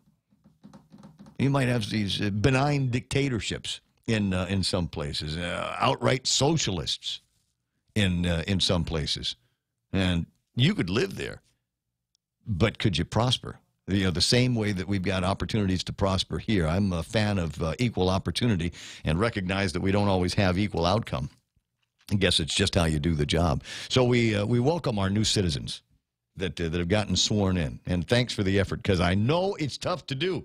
As I said, having been a part of it, it's not like you got to pass a bar exam or anything like that, but there is a certain amount of studying. It's somewhere in between studying for your driver's license exam and the bar exam. Somewhere in there is the whole naturalization thing, where there's 50,000 things that you've got to know before they allow you to raise your hand and become a citizen of this grand country that we live in. 8:45 in the morning, 888-8255. That's 888-TALK, and a couple of very, very interesting arrests and near arrest, if you will, in the last couple of days. And I'm going to see what I can learn from Officer Paul Tapau of the Guam Police Department. Good morning, Sarge. Hey, Alfred. Good morning. How you doing there, buddy? I'm doing okay. So, it was a good weekend. You know how I know? I'm curious. I wore handcuffs for none of it. That's how I know. Yeah. That's how I know it was a good weekend. Can't say the same about a lot of people, can we? At any rate, let me ask you what you can tell me about the Ken Joe complaint. Oh yeah. So I apologize to all our media partners. They've been really hunting on this story for. I just first and foremost, I just got access to my system and all the information, but from the fragments that I got, or fragmentation pieces that I actually gathered, was that an arrest was made based on a complaint that was filed by the complainant in reference to some of the statements that Mr. Atta had made via telephone, I believe, about a certain media ad and everything. There was some threats that were also conveyed during the conversation, and the complainant in this case actually filed a report, and based on the information received, Mr. Atta was subsequently arrested for 3 counts of terrorizing. He did convey threats of bodily harm to 3 individuals. There were threats of bodily harms contained in these text messages between Ken Joe and the alleged weasels. Like I said, I'm just opening up some. Do you have is the text available? Is the communication available for us to look at? I'm preparing that as we speak. Over the weekend I didn't have access to that, but from the small information that I was given, Mr. Atta was arrested. Now, the thing that I had asked the media is that they can just read the magic report that should have been put out. I'm waiting for that site too from the AG. Kevin says that we might not get a magistrate report on this. He was booked and released and told that they might need to appear in the next 3 years over at the courthouse. My understanding, it was confined.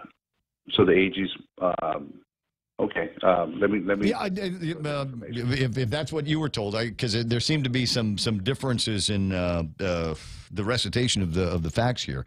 So there, according to what you know, and the paperwork, the documentation in front of you, there were actual alleged threats of bodily harm from Ken Joe against 3 individuals. Yes, 3 individuals. Not, again, as I prepare everything, I'm starting, just to open up some stuff. So no, it's a long weekend. I'm sure the magistrate report will be quite entertaining when they finally get that out. Yeah, it's interesting because in our line, when we effectuate an arrest and we process the arrestee for confinement, it is a MAGI report or a synopsis for the AGs would have been prepared to proceed for it with a the magistrate hearing, which, in the interest of due process for both, the defendant and, of course, the victim, it gives them time to prepare, some issues, whether it be safety concerns or whether they're going to serve for to remand them back into the Department of Corrections. So I would have to reach out to the AG's office on that side to verify whether a magic report was prepared. But in our side with the Guam Police Department, I am in the process of preparing just a simple synopsis of the event leading to the arrest of Mr. Ken Joada. Okay. Well, as soon as that becomes available, I think, like I said, it's going to be an interesting read. The other interesting story that popped up, I guess it was Sunday night. When I didn't get this, back in the old days, if you wanted to know what the cops were going to be up to or what was happening, you'd listen to a police scanner and hear what was going on. But anymore, I think Facebook is the new police scanner, because I started receiving word on Sunday night that the van used at Ben and Yan's, a Dededo restaurant, had been stolen. Yes, that's correct. And then the next thing I hear on that particular case is that there is a high-speed chase that the people in the van led the police on. Yeah, that's also correct. So what had happened initially was a theft of a motor vehicle was initiated by Tumon Precinct. The registered owner is a business establishment, properly known as the Ben and Yan. It's pretty much out there. It's pretty much their work van. It was actually spotted by an officer conducting patrol in the Tumon area. He tried to effectuate a traffic stop to no avail. The operator of the vehicle or the stolen vehicle had taken the officers to the greater areas of the Dededo proper towards Paragata. Yeah. I see him on routes. I'm playing video right now from Brad's dash cam on his phone, where it looks like he's headed on Route 16 towards the over underpass area, and I think it was that part of the chase was fairly short. They apparently pulled the van over and then fled on foot. Yeah, absolutely. You're spot on that. Unfortunately, we weren't able to apprehend the operator at this time, or the person operating the vehicle. Our officers did do an extensive search of the area in which the vehicle was located and recovered. However, our officers were unable to apprehend the person that was operating that store. Lots of boonies there to hide in. There is. Like one famous mentor once told me, the elusive man is always the hardest prey to catch. So it really is a challenge in everything. It's a lot of elements, darkness, and of course, just being able to conceal yourself behind different objects. The thief is still at large. Yes, we are still actively working that investigation. This case was actually forwarded to our criminal investigation division for follow-up. Yeah, okay. Any clues? Was there any video surveillance around the van at the time? Any possibility that we might be able to identify the van thief?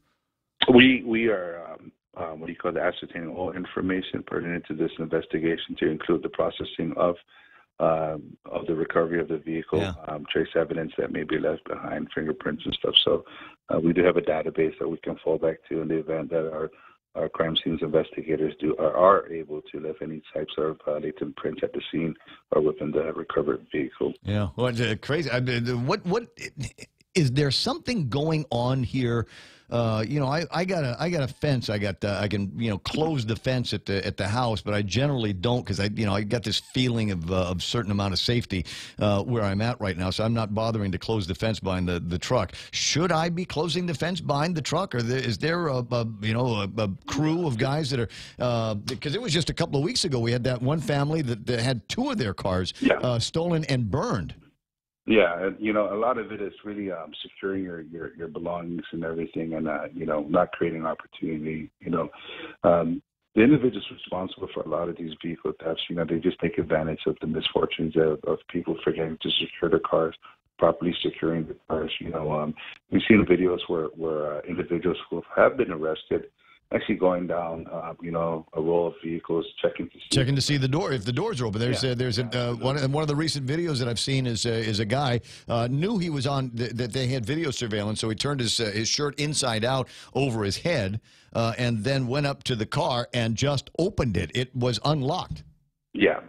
So preventive measures really should fall upon the the citizens to assure that and everything. And like I said, whether they're opportunistic people just trying to take advantage of people's misfortune with not securing it, and we are seeing a pretty much stolen vehicle complaints coming in on a daily basis. So to curb that, we ask the community to take to do their due diligence by ensuring that their vehicle is safe, secure all personal and valuable belongings, keep it out of view or anything. Sergeant, I mean, are they just joyriders here, just looking to see if they can steal a bag or a computer or purse or something in a car, or is there a chop shop around that guys are taking things apart and then selling the bits and pieces to businesses, that undercover midnight auto kind of places? No, we haven't seen any signs of any chop shops happening here on island.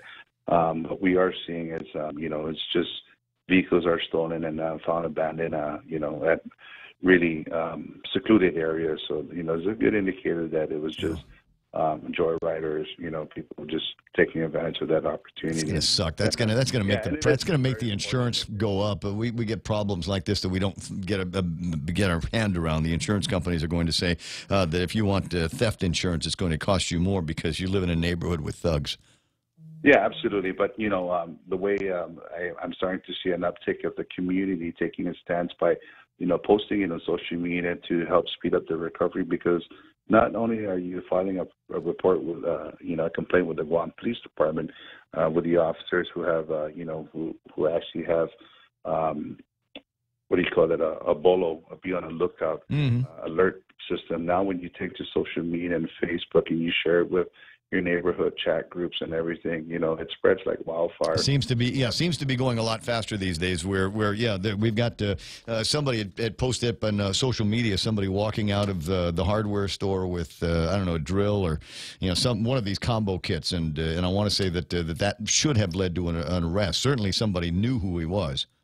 Yeah, these are evidence that we do use. We had a case in point. Up at the Jigo proper, individual was arrested for, theft of property and attempting to steal a vehicle. This got on surveillance footage, and it was shared on social media. That case led to other cases too. So, the power of social media, it really helps with our investigation and stuff. And it really, you're starting to see that criminals who are going to be committing crime, they're taking the extra precautionary measure by concealing their identity. Yeah, trying to.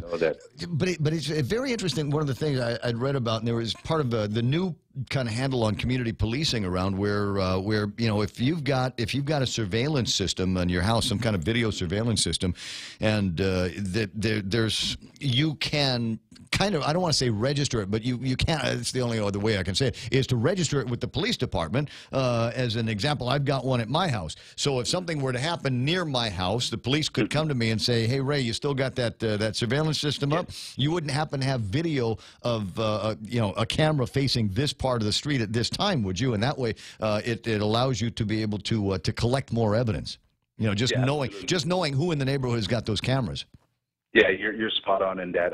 That's one of the things that was spun up with a lot of the neighborhood watch program groups. Yeah. That they reached out to homeowners who have actually invested in home surveillance cameras and everything, and they actually registered, and that's actually spot on, because that's actually helped our investigators and patrol officers responding and able to obtain footage, to assist with the case and stuff. And it's big kudos to the community members who take that extra step in providing not just safety for their homes, but safety in the community in general. Happy to do it. I've got two cameras facing. I've got two cameras facing the street. From the village up from the northern sides to the southern villages, they're really deploying that method, and it really helps. think I can express it enough that how it's assisting us with our investigation. No, you call me anytime you need some video in my neighborhood. I got cameras. I got cameras all over the place. Al bristles with them. Paulie, I got to run. I got news coming up, buddy. Thanks very much for your explanation, and we'll be looking for those magistrate reports. Like I said, should be fairly entertaining.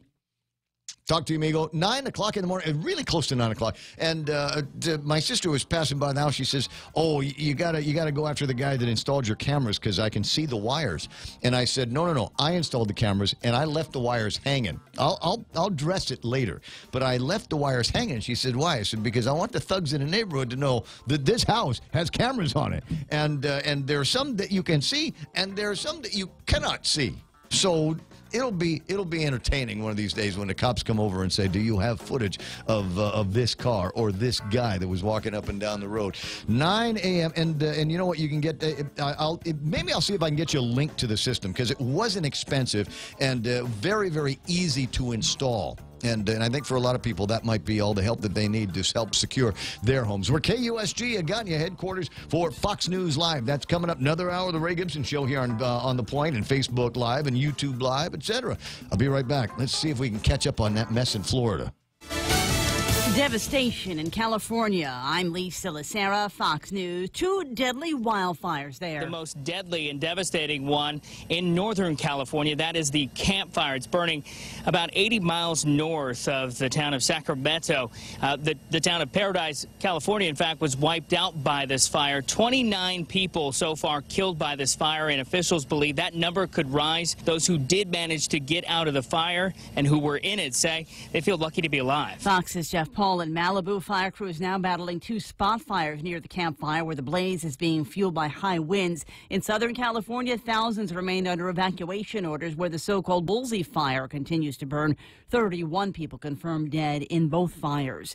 Wall Street in the red again after 2 weeks of gains. The Dow fell 602 points. The Nasdaq lost 206. The S&P fell 54. What is going on? Let's start with financials. You had Goldman Sachs, this report coming out that there's a scandal going on with Goldman Sachs is deepening bribery, kickback, and the Malaysian government. And so that's weighing heavily on all financials today, as well as the continuing talks of a trade war between the United States and China. Another big drag on the Dow is Apple. You have reports coming out from an Apple supplier that demand could possibly be weakening, and that would be specifically demand towards its iPhones. Christina Partsenevelis with the Fox Business Network. Accusations continue to fly as Florida officials continue the recount in the Senate race. Incumbent Democratic Senator Bill Nelson fires back at Republican Rick Scott's claim that Nelson is trying to steal the election. And one fact is that Rick Scott isn't interested in making sure every lawful vote is counted. And now there's concern out of Florida's Panhandle, where it's being claimed about 150 voters submitted mail-in ballots via email. Fox's Edmund Brown, if that's true, those ballots would be invalid. This is Fox News. There's a reason every day a Guam homeowner is getting a solar system installed by Micronesia Renewable Energy. It's because MRE is the most trusted name in solar. With more solar energy solutions than any other solar company on island, homeowners have a choice to go solar for zero money down or take the path to ownership. Whichever way, it keeps our skies blue and your pockets green. And with the most experienced solar technicians and an energy production guarantee, there are no worries. Call 632-2613 for a free consultation. MRE, the smarter choice. Taste the sizzle at Chili's with our new fajita flavors. Our signature fajitas are served with sliced bell peppers, caramelized onions, topped with chipotle garlic butter, and chopped cilantro. Build your fajita with over 16 ounces of tender grilled chicken, juicy steak, and a dozen pieces of seasoned grilled shrimp in the family fajita trio. All served with warm flour tortillas and fresh toppings like mixed cheese, guacamole, salsa, and pico de gallo. Experience bold, sizzling fajita flavors only at Chili's. More life happens here. The United Nations says it's working with Egypt to broker an end to the latest round of fighting in Gaza. They're calling for an end to rocket fire and restraint for all, but the fighting showing no signs of slowing. Severe escalation between Hamas and the Israeli military tonight after more than 300 projectiles were fired from Gaza into Israel earlier today. Rocket fire began after an anti-tank missile struck a bus, seriously injuring an Israeli soldier. The escalation along the border erupted after a failed Israeli military operation inside Gaza Sunday night that left 7 Palestinian militants and 1 Israeli soldier dead. Along the Israel-Gaza border, Trey Yingst, Fox News. Reaction continues to come into the death of comic book legend Stan Lee. Deadpool actor Ryan Reynolds tweeting, "R.I.P. Stan, thanks for everything." Seth Rogen tweeting, "Thank you for making people who feel different realize they are special." Facebook denying claims it fired an executive over his political beliefs. The Wall Street Journal reports Oculus founder Palmer Luckey, a former executive at Facebook, was let go 6 months after donating $10,000 to an anti-Hillary Clinton group ahead of the 2016 presidential election. Citing leaked emails, the article suggests Facebook CEO Mark Zuckerberg pressured Luckey to publicly switch his support to Libertarian candidate Gary Johnson. Luckey, who told coworkers he was a Trump supporter, reportedly believes his position was terminated last March because of his conservative beliefs. Facebook executive Andrew Bosworth taking to Twitter to call this false. The company echoing this, saying in a statement, "We can say unequivocally that Palmer's departure was not due to his political views." I'm Kristen Goodwin, Fox News. The creator of This Is Us says the drama's Vietnam storyline won't be a prolonged mystery. He says viewers will know by season's end how Jack's younger brother Nicky died in the Vietnam War. I'm Lisa Lacera, and this is Fox News.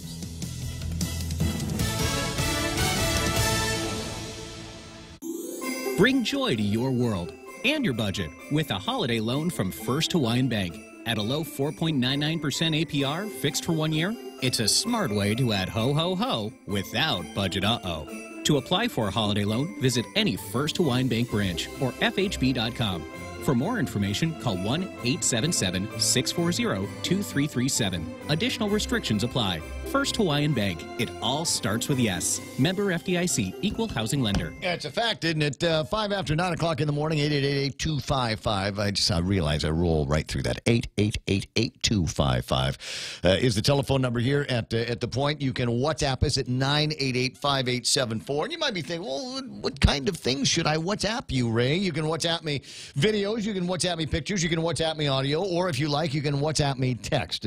Correct spelling. If you are going to text message me on the WhatsApp, the correct spelling of weasel is W-E-A-S-E-L. Just FYI. And I promise depending on the context, I probably won't have you arrested. 6 after 9 o'clock in the morning. While I'm thinking about it, you can send me pictures of your meals over at King's, because they've got some great ones. Are you still doing that with your when you order something? Do you ever go, oh, God, I got a picture of this? You know, lately the things, and you can do this at King's too, because they're always great portions. It's like, I don't think I can eat the whole thing. I remember when I was there a couple of weeks, the Sunday before last, and I had a plate of, it was corned beef fried rice, and it was really good. And there was a lot of it. And I took a picture of it. I took the before picture because I didn't think I could finish it. But you know me, never shy away from a challenge. So I did. And today you might get that same challenge when you order your beefsteak chamorro. Get a picture of it. Throw it on the WhatsApp, 988-5874, when you have lunch at King's. Support the Motorcycles and Cars Club in the Poker Run fundraiser on Sunday, November 18th at the VFW in Gigo. Stops to be made at Just Pirates Cove, Canyon Point in Umatic, and the Memorial Park in Asset. $10 per rider or car, $5 per passenger, and $5 for an extra card sheet. Prizes awarded to the top 5 poker hands. Registration starts at 10 a.m. and lasts right out at 11:30 a.m. A portion of the proceeds to benefit the Operation Christmas Drop. For more information, check out the flyer on our Point Facebook page or visit thepoint.gu. I got to look at that because, you know, do me a favor. Go there and point.gu and take a look at that flyer. See if there's a phone number, because I want somebody to explain to me what this poker deal is.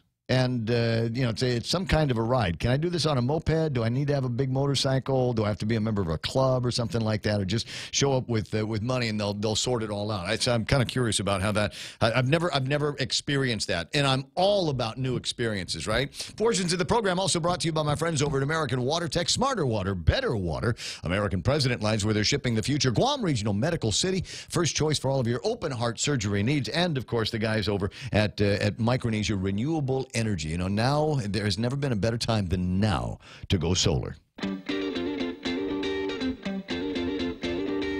Ray Gibson brings you closer to the action. Any speaker, anytime. Morning talk that matters.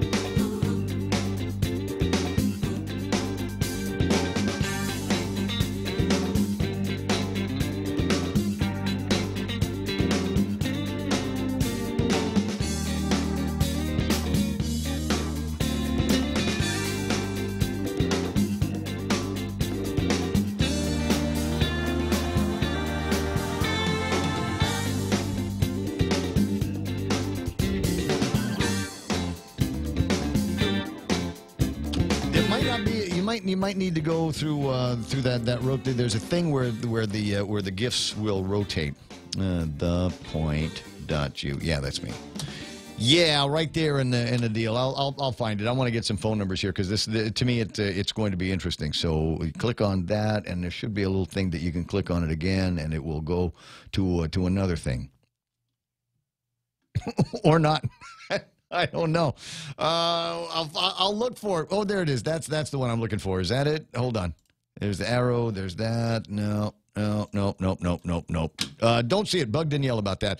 It's 909-888-8255 or WhatsApp me at 988-5874. If you do TALK, that's what the 8255 stands for. 5874 is KUSG. We're like that. We try to keep all of those numbers and all of those acronyms kind of in the same place. So where do we get to go for the last hour of the program? And the answer is, I'm not sure. Truth be told, I'm never sure. I know I like to step into a few stream of consciousness that are based on some of the things that you are writing about on Facebook Live or sending me in the different ways in the different apps that come through.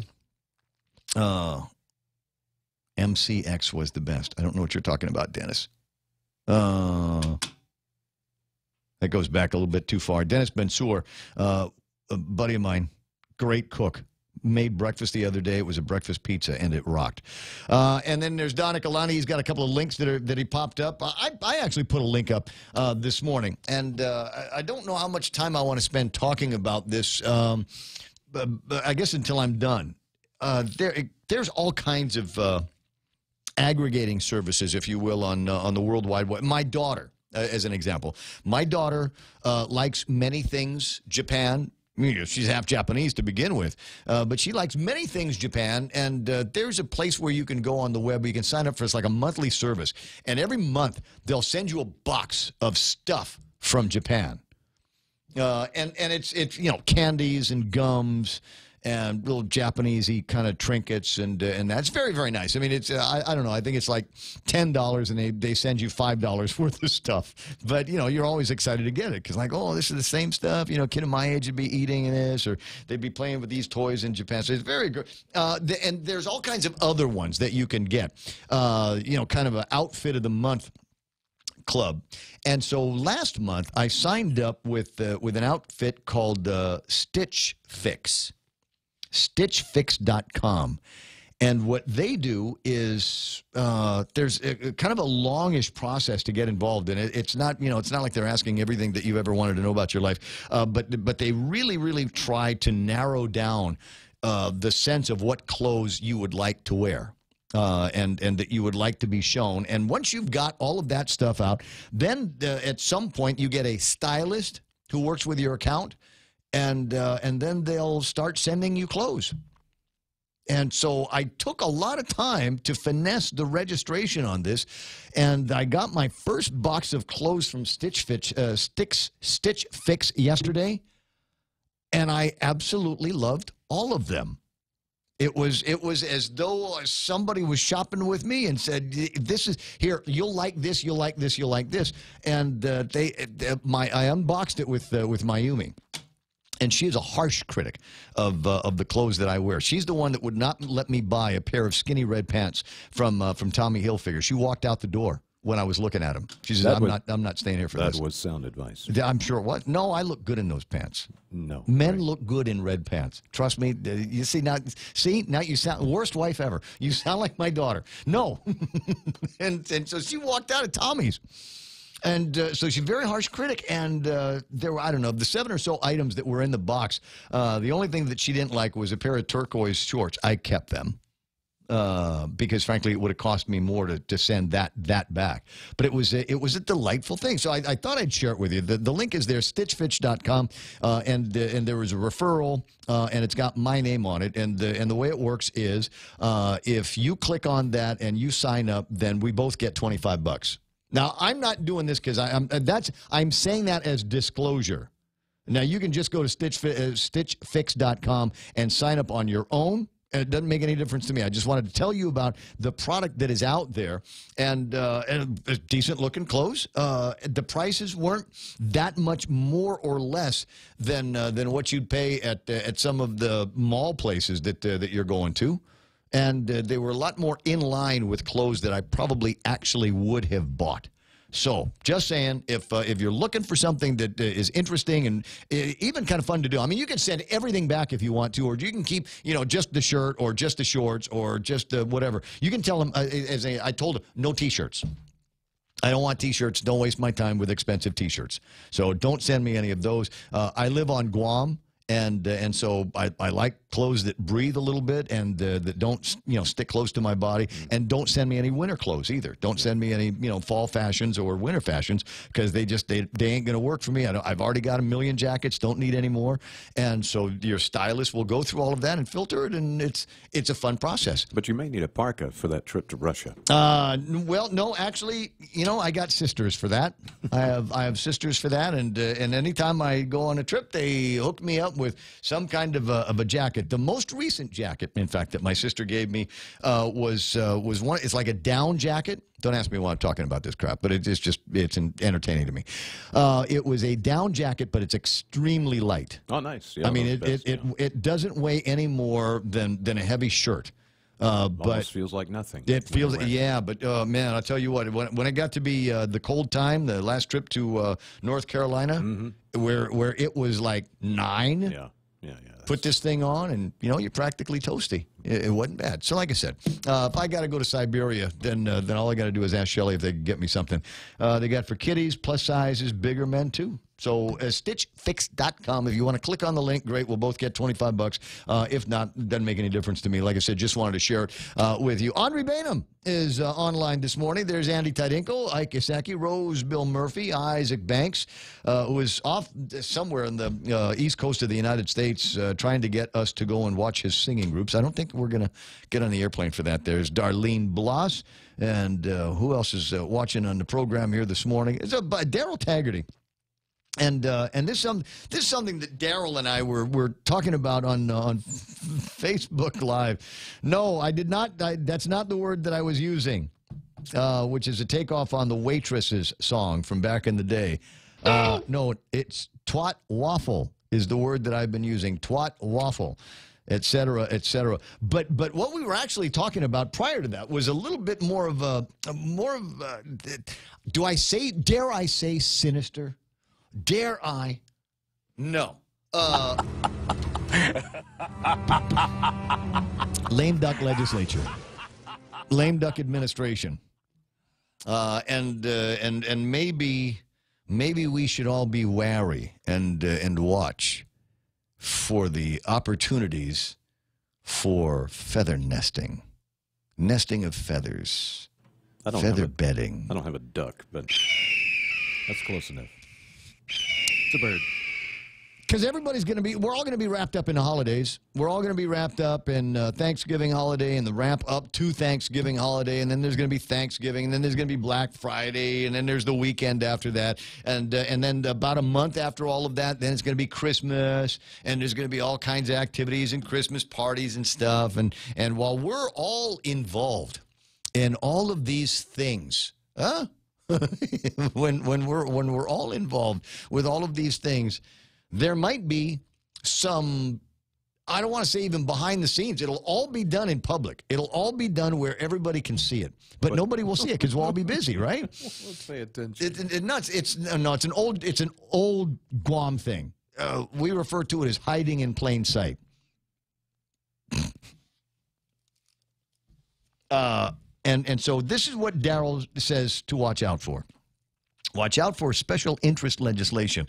Now, he's pretty particular here. Manhita Farms, the CLTC lots, YTK, incinerator contracts that just will not die. Watch for those kinds of things. Watch for certain measures, certain bills to come out. May have already had a public hearing that you didn't hear about. That might pay somebody something. Might recompense somebody for long ago services to the government of Guam that haven't been paid. There's a couple of measures like that. at the legislature now, and I'm not the only one watching to see what happens with them. I know that there are folks at the Attorney General's office that are watching on them as well. And Darrell's been at the legislature. He knows how the game is played there. Watch out for late night sessions, motions to return to motions, and motions to add bills to third reading file for voting, especially after the holidays.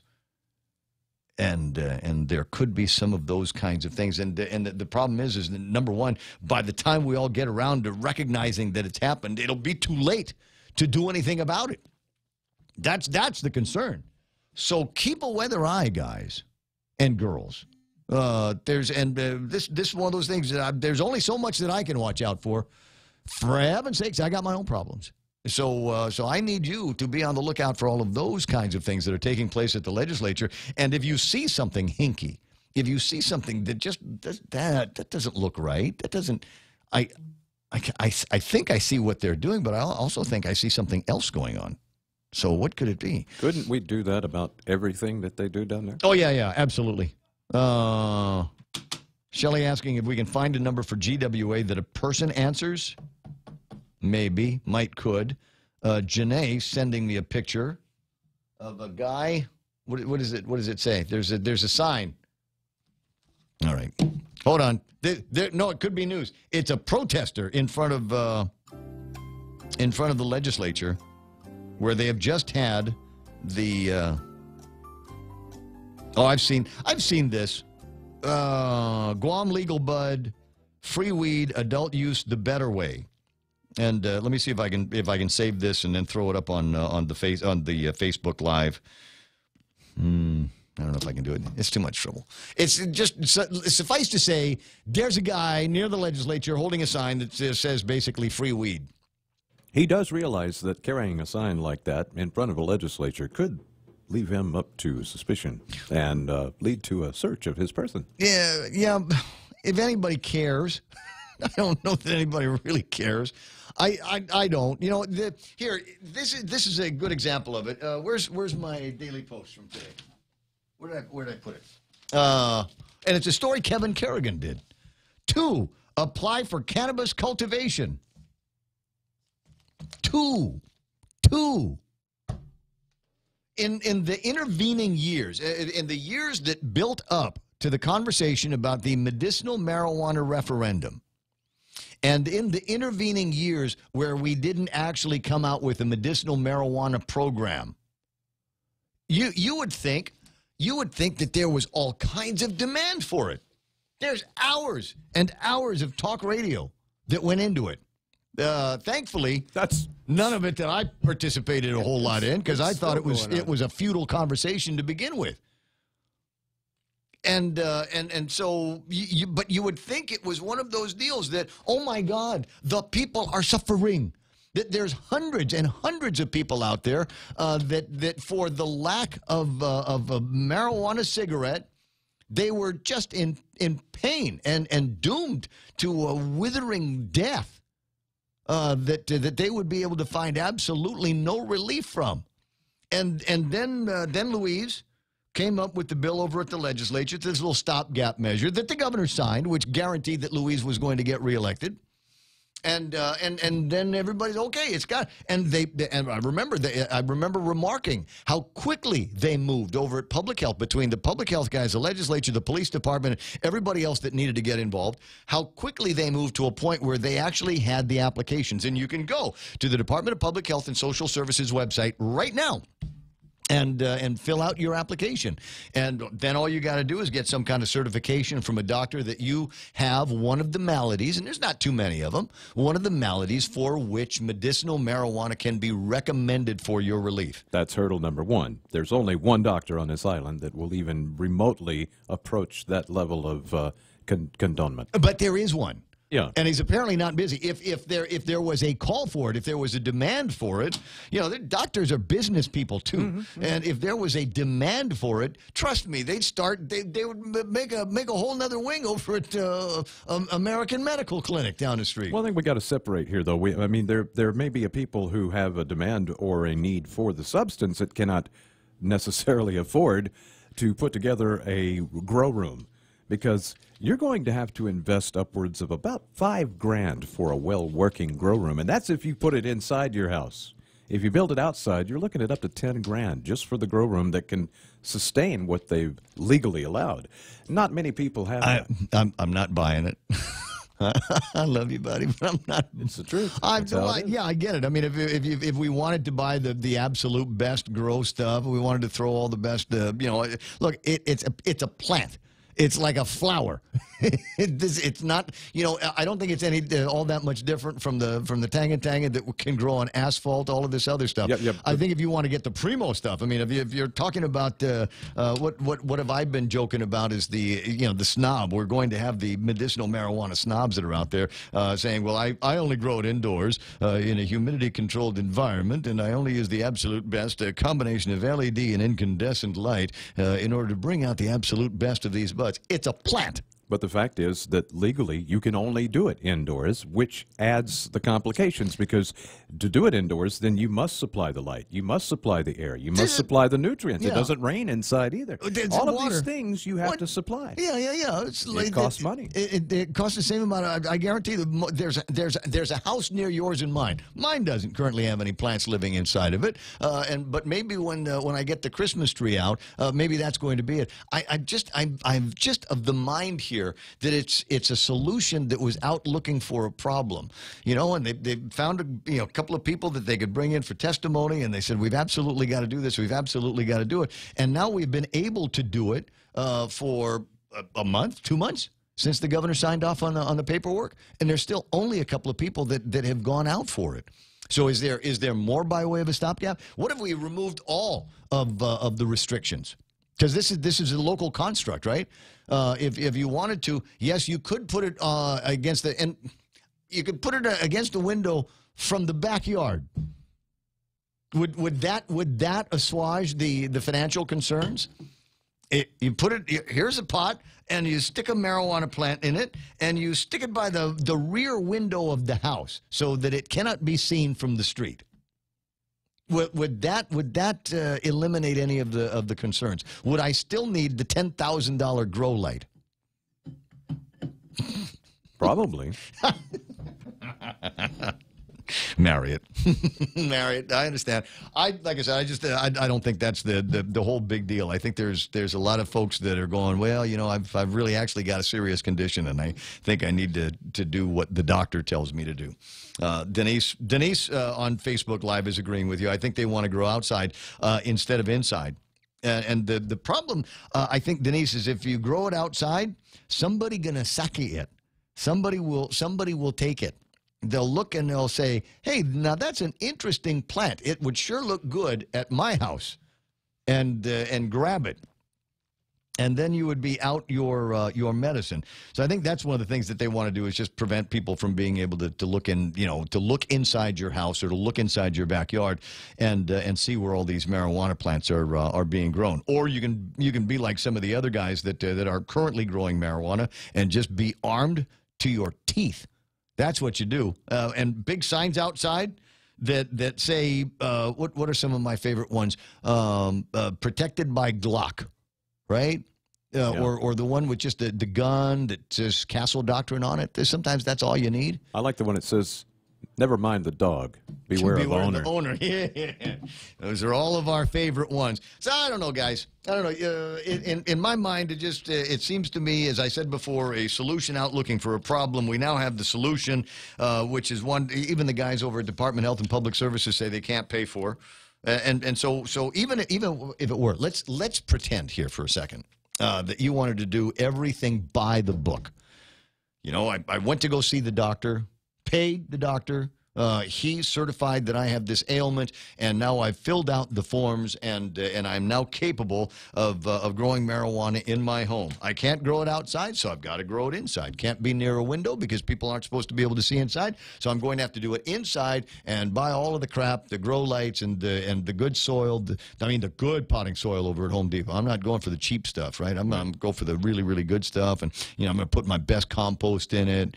and raise. Unless you decide to go fully hydroponic. Yeah, then you don't need dirt at all. I'm going to raise my own cows, so I'm in charge of the manure that goes into the fertilizer. I'm going to take it to that nth degree. So I'll do that. And do you know what the likelihood that I'll ever be inspected by the man to make sure that I'm in total and 100 complete compliance? You got a calculator, right? I don't even. I'll quote Bob Klitsky, who will be on the radio this evening this afternoon at 4. Somewhere between slim and none. They don't got the manpower, and even if they did, these guys are all busy going after restaurants that aren't keeping their sandwiches cold enough. That they can't manage either. What's it difficult? Hundreds of restaurants on Guam, and there's just a handful of these guys that can go and do it. And then you got some restaurants that aren't 8 to 5, like the Department of Public Health and Social Services are. So you got tricky schedules, things like that. It's like the ABC guys. When was the last time you ever heard of someplace getting busted by the Alcohol and Beverage Commission? Yeah, you know why? Because the inspectors work 8 to 5. One of the bars open. After 5. There we go. 9:29 in the morning, 888-8255. That's 888-TALK. Again, send me your WhatsApp stuff at 988-5874. Always happy to hear from you there. I still use from time to time the old school method of Gmail. So Ray Gibson Show at gmail.com. Not the Ray Gibson Show at gmail.com. Just Ray Gibson Show at gmail.com. And I read every single one of the emails that I get. Sometimes I talk about them on the radio, but at least I read them. At least I read them. And sometimes they will determine where my head is going to go on certain topics and certain thoughts. Sometimes you can, in fact, change my mind. What have I got here? Did I get an email from somebody with a fundy? I did. Pretty Ashley asked me to read about this on the radio. There is a Super Typhoon U2 relief concert for the CNMI. It's going to be taking place at the Elks Lodge on Saturday night from 7 to 11. Tickets are only $15. And as I said, there's the proceeds are going to help out the folks up in the CNMI. Ben Lam is going to be singing. Outrageous. Walden and Violi, John Gassis, Daniel De Leon Guerrero, the Tailgaters, the Conference Band, that's Conference with a K, Frank Guerrero, Wayne Schwartz, and Zuntors. And then it says, and more. So there will be and more if you want to help out with the Super Typhoon U2 relief concert. Again, it's going to be at the Elks Lodge on the 17th. What do you got? Well, I was going to say, if you wanted more information on that, call Frank at 777-2078. Gotcha. And one other note, and you should be able to get information at the Daily Post website or their app up until the 16th. I don't even know what day of the week that is. Where are we now? We're at today's the 12th, 13th? Today is 13th. Okay, 13th, so another 3 days. This is a long weekend, dude. No, man. Don't shame me like that. But there was there is the Mariana Strong relief effort, one of the very first ones that popped up. As soon as it got to be daylight up in the NMI, everybody knew that there was going to be a considerable amount of help that needs to be provided up there. And so Mindy and a bunch of us got together, and Mindy basically created the Strong group, and we just kind of joined in for the publicity angle of it to let people know. And they've got containers, and they've been filling them up, and pretty soon they're going to take the containers off the lot and send them to the CNMI. They're going to take them to the shipper, and they're going to go up to the CNMI, and a whole bunch of people are going to be helped out. So you might want to think about doing that. And we're getting to a point where I think some of the basic supplies that they need are being seen to. And now we're looking at some nice stuff. Not quite luxuries, but gee, it would be great if we had more Pampers. It would be great if we had more adult diapers. It would be great if we had some supplies for feeding babies. It'd be great if we had more disposable trash bags or whatever. If you've got an abundance of stuff, then you might want to find one of these relief organizations to give them to, and an Antonov will take them up there. I'm fond of telling people anymore, I'm almost tired of seeing those airplanes. Just random, open the window, and here comes one of these planes. I'm like, oh, God, there's that again. Each of the last two Saturday mornings when I'm on the other station at about 6:15, the smaller of the two Antonovs takes off, and there he goes. And it's the smaller of the two Antonovs, but it's still a huge airplane. And then you see the big one coming by, and it is a miracle to me, as is most things. I mean, depending on where you are when you see them, They look like they could not possibly fly. There is just absolutely no way there is enough lift being generated at that speed. You know, it's got to be all flap now, right? Yeah. At that speed for it to remain in the air. Because he looks like you could outrun it. It's moving so slow, like a 747. They look the same. How is that even possible? And I was explaining to my daughter about the airplane yesterday, and she said, well, yeah, tell me a little bit about it. I said, and I pointed, I said, do you see that big truck over there? And she said, yeah. I said, you could park two of those, one on top of the other, inside the belly of that beast there, and have all kinds of other room left over. It's that cool. But now that you see him every day, some of that coolness has just kind of gone off. Oh, there's that thing again. Hey, look, it's 9:34 in the morning, 888-825. You already get the telephone number 100 times. So just if you want to call, call. If you don't want to call, I don't care. I'll just keep with the stream of consciousness. And I might do today a little bit of what I did yesterday, and that is just a reprise of the Ray Gibson Show, Crap We Want Lou and Josh to fix. And if you've got some ideas and some items that you'd like me to add to the crap that we want Lou and Josh to fix, well, by all means, just send it over. I do need to tell you about this because it's important. iConnect is giving away instant prizes with their new 12-month mobile internet and push-to-talk plans. You'll also be entered in the Connect and Win drawing for a vacay for two to Manila. 888-8888 for details. Family Finance, serving the people of Guam since 1959. Now you can start planning for the holidays by getting a personal Christmas loan from $1,000 up to $3,500.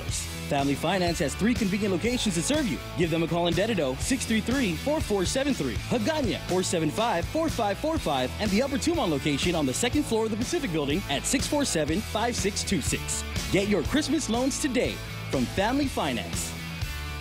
The Sawsome Sauce Burger they've got over at Wendy's. I just cannot stop raving about this thing because I've had like 3 of them just in the last couple of days. The way it works is it's your basic cheeseburger, bacon cheeseburger at Wendy's, and they do it better than anybody else does. But they make it better. They extra it by putting this Sawsome Sauce in there. I can't even describe the Sawsome Sauce. I will tell you it is so Sawsome. When my daughter wasn't looking, I actually licked the paper that the burger comes in, a little aluminum foil, tin foil paper thing that they use, the wax paper on one side. It's, she wasn't looking. I just licked the stuff up. But someone else was looking. God is always with me. Jesus is my co-pilot. I'd always get an extra one for Jesus, but he never eats it, so I eat it myself. Anyway, find it. It's the Sawsome Sauce Burger. You can find it in the single, triple, or double format at the nearest Wendy's. Attention, federal employees and annuitants. Open enrollment begins on November 12 through December 10 for federal employees' health plans, with rates 19% lower than last year for Take Care's non-postal high option and access to PICA's best clinic, FHP Health Center. Our member perks are unparalleled. Take Care's supplemental wellness package provides cash incentives and access to 19 fitness partners, including the largest fully functioning fitness center in Hagåtña and Dededo. To learn more, call Take Care at 646-6956. Take Care, our island, your health plan.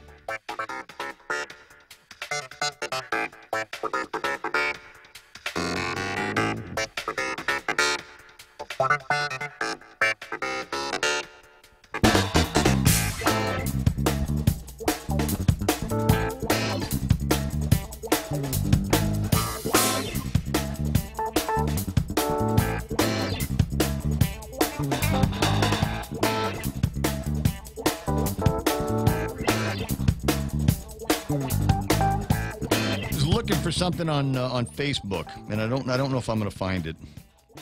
I think if I say I might go to an event, does it automatically save the event for me?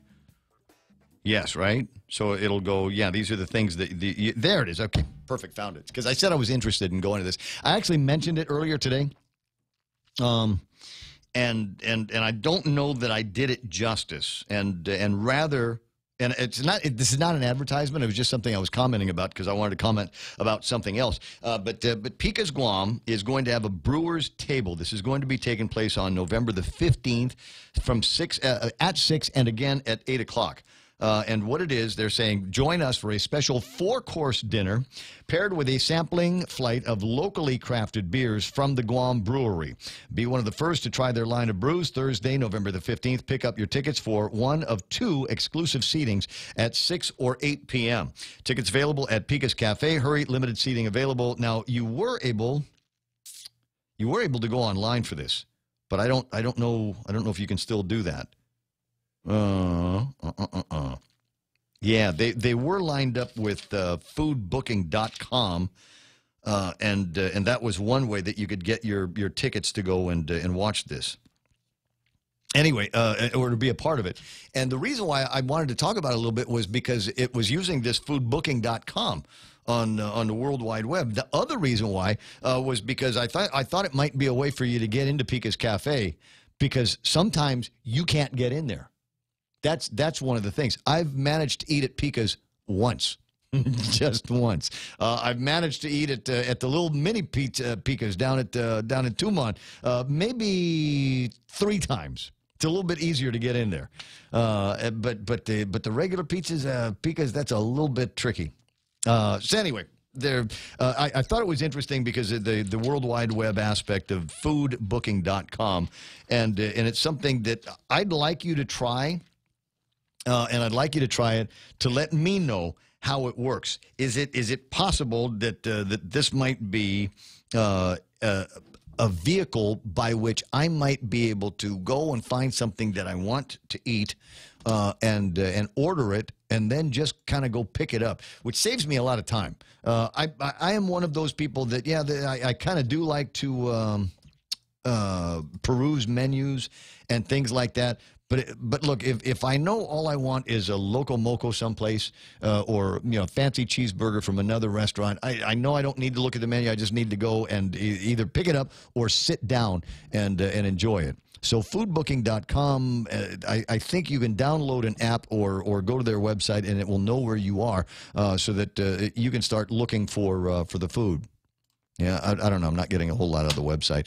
But anyway, so there's that. Give it a try. Let me know how it works, and then, we can share the information together. 20 away from the top of the hour, 888-8255. Facebook Live has been cranking all morning long. There's some interesting people with some interesting comments. I want to be able to pay for something at Rev and Tax at that counter rather than standing in another line and coming back to show my receipt. Nate Horn.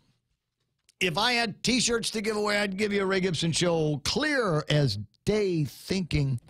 Why do we have to do that? It's not just at Rev and Tax. There's all kinds of other places where you've got to go. I want to say public health as an example.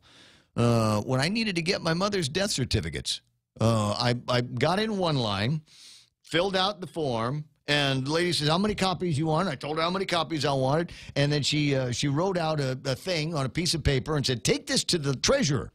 And then the treasurer will give you another piece of paper with a stamp on it that says you paid. Bring that back to me. And I said, well, will you have everything ready? She says, have you seen the line over at the treasurer desk? I said, oh, okay, good point, babe. And I went and paid and came back, and sure enough, there it was, everything I needed, and all the copies, and everything was stamped and notarized, and everything that needed to happen so that I could walk out with a bona fide Government of Guam form. Fact is, they should have sent the form over to the lady taking the money, and then when she got your money, she looks for your name on this thing and says, oh, here's your stuff. Bye. See, I don't think what I think is they don't trust the clerks anywhere. So the person that's actually doing the work, I don't think they trust them enough to say, here's a cash register till. Here's money. So and the other thing is, and I can kind of see this, having been in retail or associated with retail before. Now, follow the logic, right? That is where the service is delivered. Right. And let's say on some miraculous Monday that there are 5 positions where the service is being rendered and 5 different people to render that service with point of sales gear, with tills, with a change fund, and with actual money in it. So if I am the security, if I am the boss, and my job is to maintain control over all of this money, for all of these different services rendered, I want that to happen in one place. I don't want to have to surveil a whole building. No, exactly. No, So I that totally that agree. I believe is why it is done like that, because we don't trust all of these different people at all of these different stations to not have sticky fingers and put money in their own pocket. Okay, and what we I'm- don't necessarily trust the people in the treasurer booth either. But I only have to watch those two, not those 5. I can only say how I've seen it done in other places. Now, I know everybody here is tired of hearing that argument, but in this case, it's solid. Well, try it. So the How fact it done in is other places? you have the people who are doing the work, Yeah. and they turn around and they send your material once it's done to the cashier. In the meantime, you go over to the cashier, you pay them, and then the cashier gives Gives you you the your stuff that stuff. they have gotten from the caseworkers. Right. And so there is only one person in there. You're not relying on all the other caseworkers to handle money, and it's more efficient. Because when you get over there to the cashier, you're just waiting in line to pay, and your stuff's already there. Yep. Render service, then go pay. I don't know. Thank you very much. Donna Kalani replying to my sister saying GWA's emergency dispatch is 646-4211. Most people have that, right there at the top of their heads. 944. Maybe there is a better way to do that. Maybe and Nate, to the point that you were bringing up here, that there might be a better way. I'm just telling you the way it's done and maybe why it's done that way. But you know what? I'm not in the banking business. I'm not in the banking business where the service rendered is of a financial nature, and we've got video cameras on everybody and everything that can move in a bank, and maybe that's part of it. Is maybe we just need to do a better job of surveillance, trust our people a little bit more, and have them trust in the fact that if they did get sticky fingers and some of that money we weren't able to balance out at the end of the day, that we're going to check the video cameras. And there might be more than 1 or 2 cameras on you, and we might catch you in the act of stealing some money from us. So maybe that's part of it. Maybe that is what somebody from the private sector, the banking sector in particular, might be able to bring to the job. But if that's what you want, one of the things that you want Lou and Josh to fix, well, then I'll put that on the list. I'm going to write it down on the list right now. No more scurrying between. What do we want to call them? How about we just change that to completely reorganizing rev and tax? Stand by one. It's a lot shorter. Reorg, rev and tax. Yeah. Satellite locations. Well, they've got one. They've got one at they're Agania Shopping on- Center. When exactly. I got my new driver's license, I went to Agania Shopping Center. But that's still a long drive for someone that lives in Inarahan. Could be. See, Could be. they need a satellite location down on the south end, one in the middle, one up north. Of course, the rev and tax building as it is now could be the main office. That's where you do the heavy-duty stuff, property taxes, passports, that sort of thing. Oh, God. You know what? These satellite offices need to be for vehicle registration, driver's licenses, and that sort of thing. Okay, You could take so you got much- me thinking about something else. Yeah, sorry. No. It's more parking at ITC. Absolutely. Yeah, because there's a lot of GovGuami stuff that goes on over at the ITC building, and it's a zoo there. It's a jungle. Yeah. Smart money is park at like.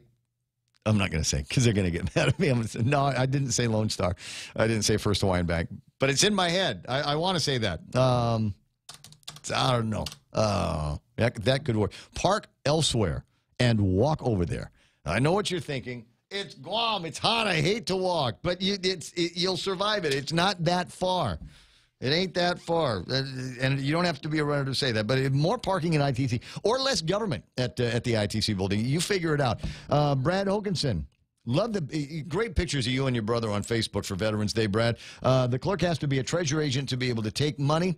And he says, we got all the boat registration clerks made treasury agents, so you could do exactly what you want. Pay where you register your boat. See, was it that hard? Was it that hard? There was another one, and they might still be doing this. Maybe we'll put this down. I'll put it down because I want to see if it's still done this way. Agania swimming pool admission or swimming passes. There was a time where, and again, I came down to somebody that wasn't always at the Agania swimming pool that could take money and put it in a till and keep everything balanced. So what they made you do was you would have to go to the Department of Parks and Recreation's headquarters and buy yourself passes to go swimming in the swimming pool, as opposed to finding somebody that could stand at the door and, as customers came in, gave them the pass and took their cash. Why it was easier, and I don't know that it was, to send them to the headquarters and then back down, I don't know. And I don't know if they're still doing that. I want to say that they are, but it's been a long time since I've thought about that. And I think for a lot of people that were inconvenienced by it, they just found a way to go someplace else and get their swim on from someplace else. Hey, Brad, how you doing? Hey, Ray. I'm here. How are you? You know what? I'm doing absolutely terrific. Well, you know, I bought a summer house in Maine in April, and I can register my car, my boat, at the town office. And you know how long I stood in line at the town office? In Maine? One person. And so you can do, you know, all of this stuff at town offices all over the state. Mm-hmm. So maybe here we could do it at the mayor's offices. Because it's not impossible. When I managed the boat registration office, you used to have to go over to DOA and pay and then come back to the boat basin to pick up your boat registration. Mm-hmm. We just had our clerks made treasury agents and got a point-of-sale system put in, and you can now pay for your boat registration where you get it. Where the boat it's actually going to be. Where you register your boat. Yeah. Which right now is up at in Sinahanya, next to the old Mark's hardware. No, I think I know where that is. But it's not a boat basin, right? No, it's not a boat basin anymore. The fire department took over that space. Right. But it is possible to get clerks to become treasury agents and take money. How automated was the system there at this town office that you went to? I mean, did they have access to a computer system where they could take your application, register you online, find out what benefits you were eligible for, or maybe something as simple as I fill in these blanks and then something comes out of the printer? They were able to apparently log on to the main DMV system and do the registration right online and hand me my license plate. Uh-huh. And my registration. And you don't necessarily have to be in a DMV to do that. No, it was a town office. Yeah. So the possibilities are out there. And so more to the point, Brad, is what I'm trying to do is come up with my list. My very hopeful Luleon Guerrero and Josh Tenorio won the lottery here and are now the almost presumptive governor and lieutenant governor-elect, and I want to hand them a list of things, and they're not the big things. I'm not asking for you guys to fix Guam Memorial Hospital. That was in the platform. You're supposed to do it anyway. It's a whole bundle of just little annoying things that we've had to put up with over the years. I got one. I live on Cross Island Road, and I'd really like a stripe down my road. You have no stripe down Cross Island Road? It is awful. You ought to try driving from, I go up to Anderson a bunch and drive home at night. You ought to try driving on these roads at night from Anderson in the rain. It is absolutely horrible. Just a stripe. Here's where you drive and here's where the other lane drives. Yeah, and I don't care if you are going to rip the road up tomorrow and fix it. I want a stripe on it today, and you can put a new one on when you fix it. Wait. Did they not, on Cross, did they not go through all kinds of reconstruction, at least down a chunk of one side of the road when they were putting in all of the infrastructure for the solar company? No, they did half of it from Route 4 and 17 up to Baza Gardens. Yeah. But the other half is all torn up from the sewer line that they're putting in from Baza Gardens to Agate. And there hasn't been a line on the road in years. except for the little pieces that they fixed. It's really ridiculous. The little pieces that they fixed because of the sewer line project, there's a line on the little short piece that they fixed. Right. Not the rest of it. Right. So, and I remember being annoyed by that on behalf of everybody that lives on that road, because they went but they chopped it up, but they chopped it up in sections. You know, it's hopscotch construction, because they didn't need to pull out the entire road. They just go and chop up, 20 square feet over here, do the work, and then put some more asphalt on it. And I thought, there's enough of this hopscotch work that you're doing. Frankly, you could have replaced the entire road. Well, the other thing that they need to do is they need to buy a truck that lines roads. This stuff, we line roads like they line a football field with somebody pushing something. Come on. When you and I were little boys, we used to have one that would drive down the road with white paint in the back of it, or yellow paint. Yeah, they make trucks that you can paint 2 or 3 lines at a time. And again, where I live in Maine, the lines get all torn up because of the snow plows in the winter. They paint the roads before the summer's over, all of them. We can't do this by a guy pushing a thing, putting paint down. We need to buy a truck so we can start painting at Anderson and end up in Molesso every year. With stripes down the side of the road that you can see in the dark when it rains. Brad, it makes too much sense. I'm putting it down on my list of crap that I want Josh and Lou to fix. I'll talk to you soon. 73, buddy. See you on the radio, 954. See, normally we'd exchange call signs because we're both amateur radio operators. But I don't want to put on any airs. I want to be known as that radio snob. Talking about his great amateur radio and his HF around the world. Where am I supposed to go? Quick break, and I'll be right back. If you can dream uncommon design and unprecedented engineering, you define the 2018 Lexus. The boldly designed IS Sport Sedan's aggressive design stimulates the senses. Advanced paddle shifting puts the exhilarating performance of the IS Sport Sedan at your fingertips. With deep, luxurious seating, the ES350 offers an ultimate level of comfort, while cutting-edge engineering delivers a thrilling drive. Put yourself in a 2018 Lexus. Now with special incentives. At Adkins Kroll.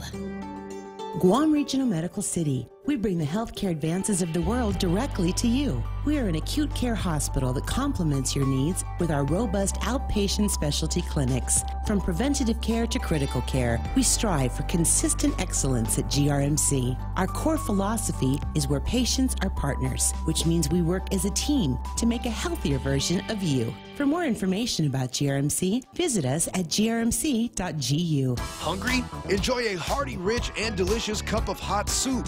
In the mood for chili instead? You can have that too. And get a scoop of rice while you're at it. Circle K. Take it easy. Stop by Circle K and pick up snacks to satisfy your cravings without sacrificing good health. Look for the Better For You labels to find what works with your lifestyle. Low carbs, high protein, low sugar, and more. Circle K. Take it easy.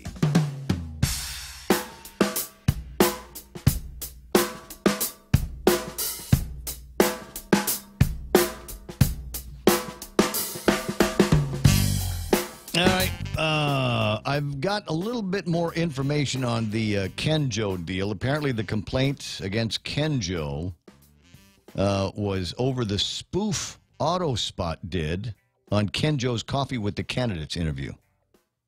I know nothing else about it other than that.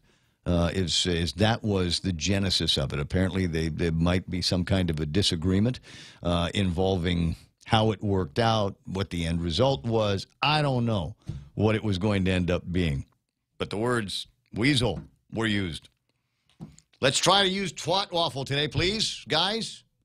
If you get a chance, you will have somebody like that around you somewhere. I don't know who it's going to be. I don't know when it's going to be. It's probably going to be today at some point, but be on the lookout for an actual twat waffle. And the Urban Dictionary defines it as I don't know how they decided. It's basically another word for imbecile, but it's a certain kind of imbecile. And it's a kind of imbecile that is offended by things that most people find funny. Right? And then they come after you because they're offended, right? And they make you stop offending them. even though they're the ones that are in the minority. There were a couple of guys, a movie called Good Morning Vietnam with Robin Williams. There were at least two readily identifiable twat waffles in that one. They believed that they had the authority to make you stop offending them. And so I intend to be the anti-twat waffle. And whenever I see that, maybe we ought to have a code just, among us, point listeners. Just, when you hear somebody start talking, you just go, TW. I guess we could just actually say it. Twat waffle. Like in what? Like in the National Lampoon's Animal House? Yeah. I can't say that word on the radio. No. But it was fun. All right. Now, do I have enough time to finish up the program? No, I've got 13. I got a minute and 13 seconds to finish things up. Well, that's just wonderful. All right. Tomorrow, it is hoped that there will be more actual news to talk about. Today, lots of small talk, because frankly, all of the things that we were talking about today, I talked about yesterday. So, I don't know. I think the only other thing that was interesting that I didn't bring up, and I'll save it for tomorrow, is an editorial from Dr. Vince Akimoto where he actually uses the phrase matrilineal mama bears. Matrilineal mama bears. How does he use it? In what context is it safe to use the phrase matrilineal mama bears? Well, you can dig out the editorial or tune in tomorrow morning. Or you might hear it on Bob Klitsky's program this afternoon at 4. Hey, I got to run. The music's playing in the background. That's my signal to Vamoose. So for Michael Knight and Kevin Kerrigan and Blake Watson, my name is Ray Gibson. Thank you so much for listening. Can we do this again tomorrow? Can we agree that we'll all be back here tomorrow after an incredible Tuesday? Good. Then I'll see you then. We're KUSG Agana, headquarters for Fox News Live.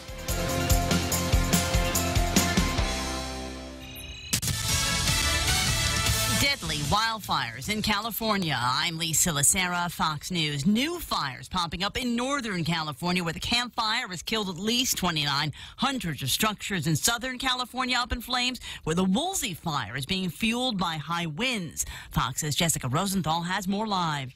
Lisa, resources were coming in to help from places like Texas as new fires kept starting here in SoCal as well, thanks to the continuing wind. LA County Fire Chief Darrell Osby said they're dealing with 40-mile-per-hour wind gusts through Tuesday. We have 370 structures that have been lost. Mostly in Malibu. More devastating damages to the north. In the town of Paradise, 29 bodies were found in homes and cars overcome by fire. Many more people are still considered missing, and thousands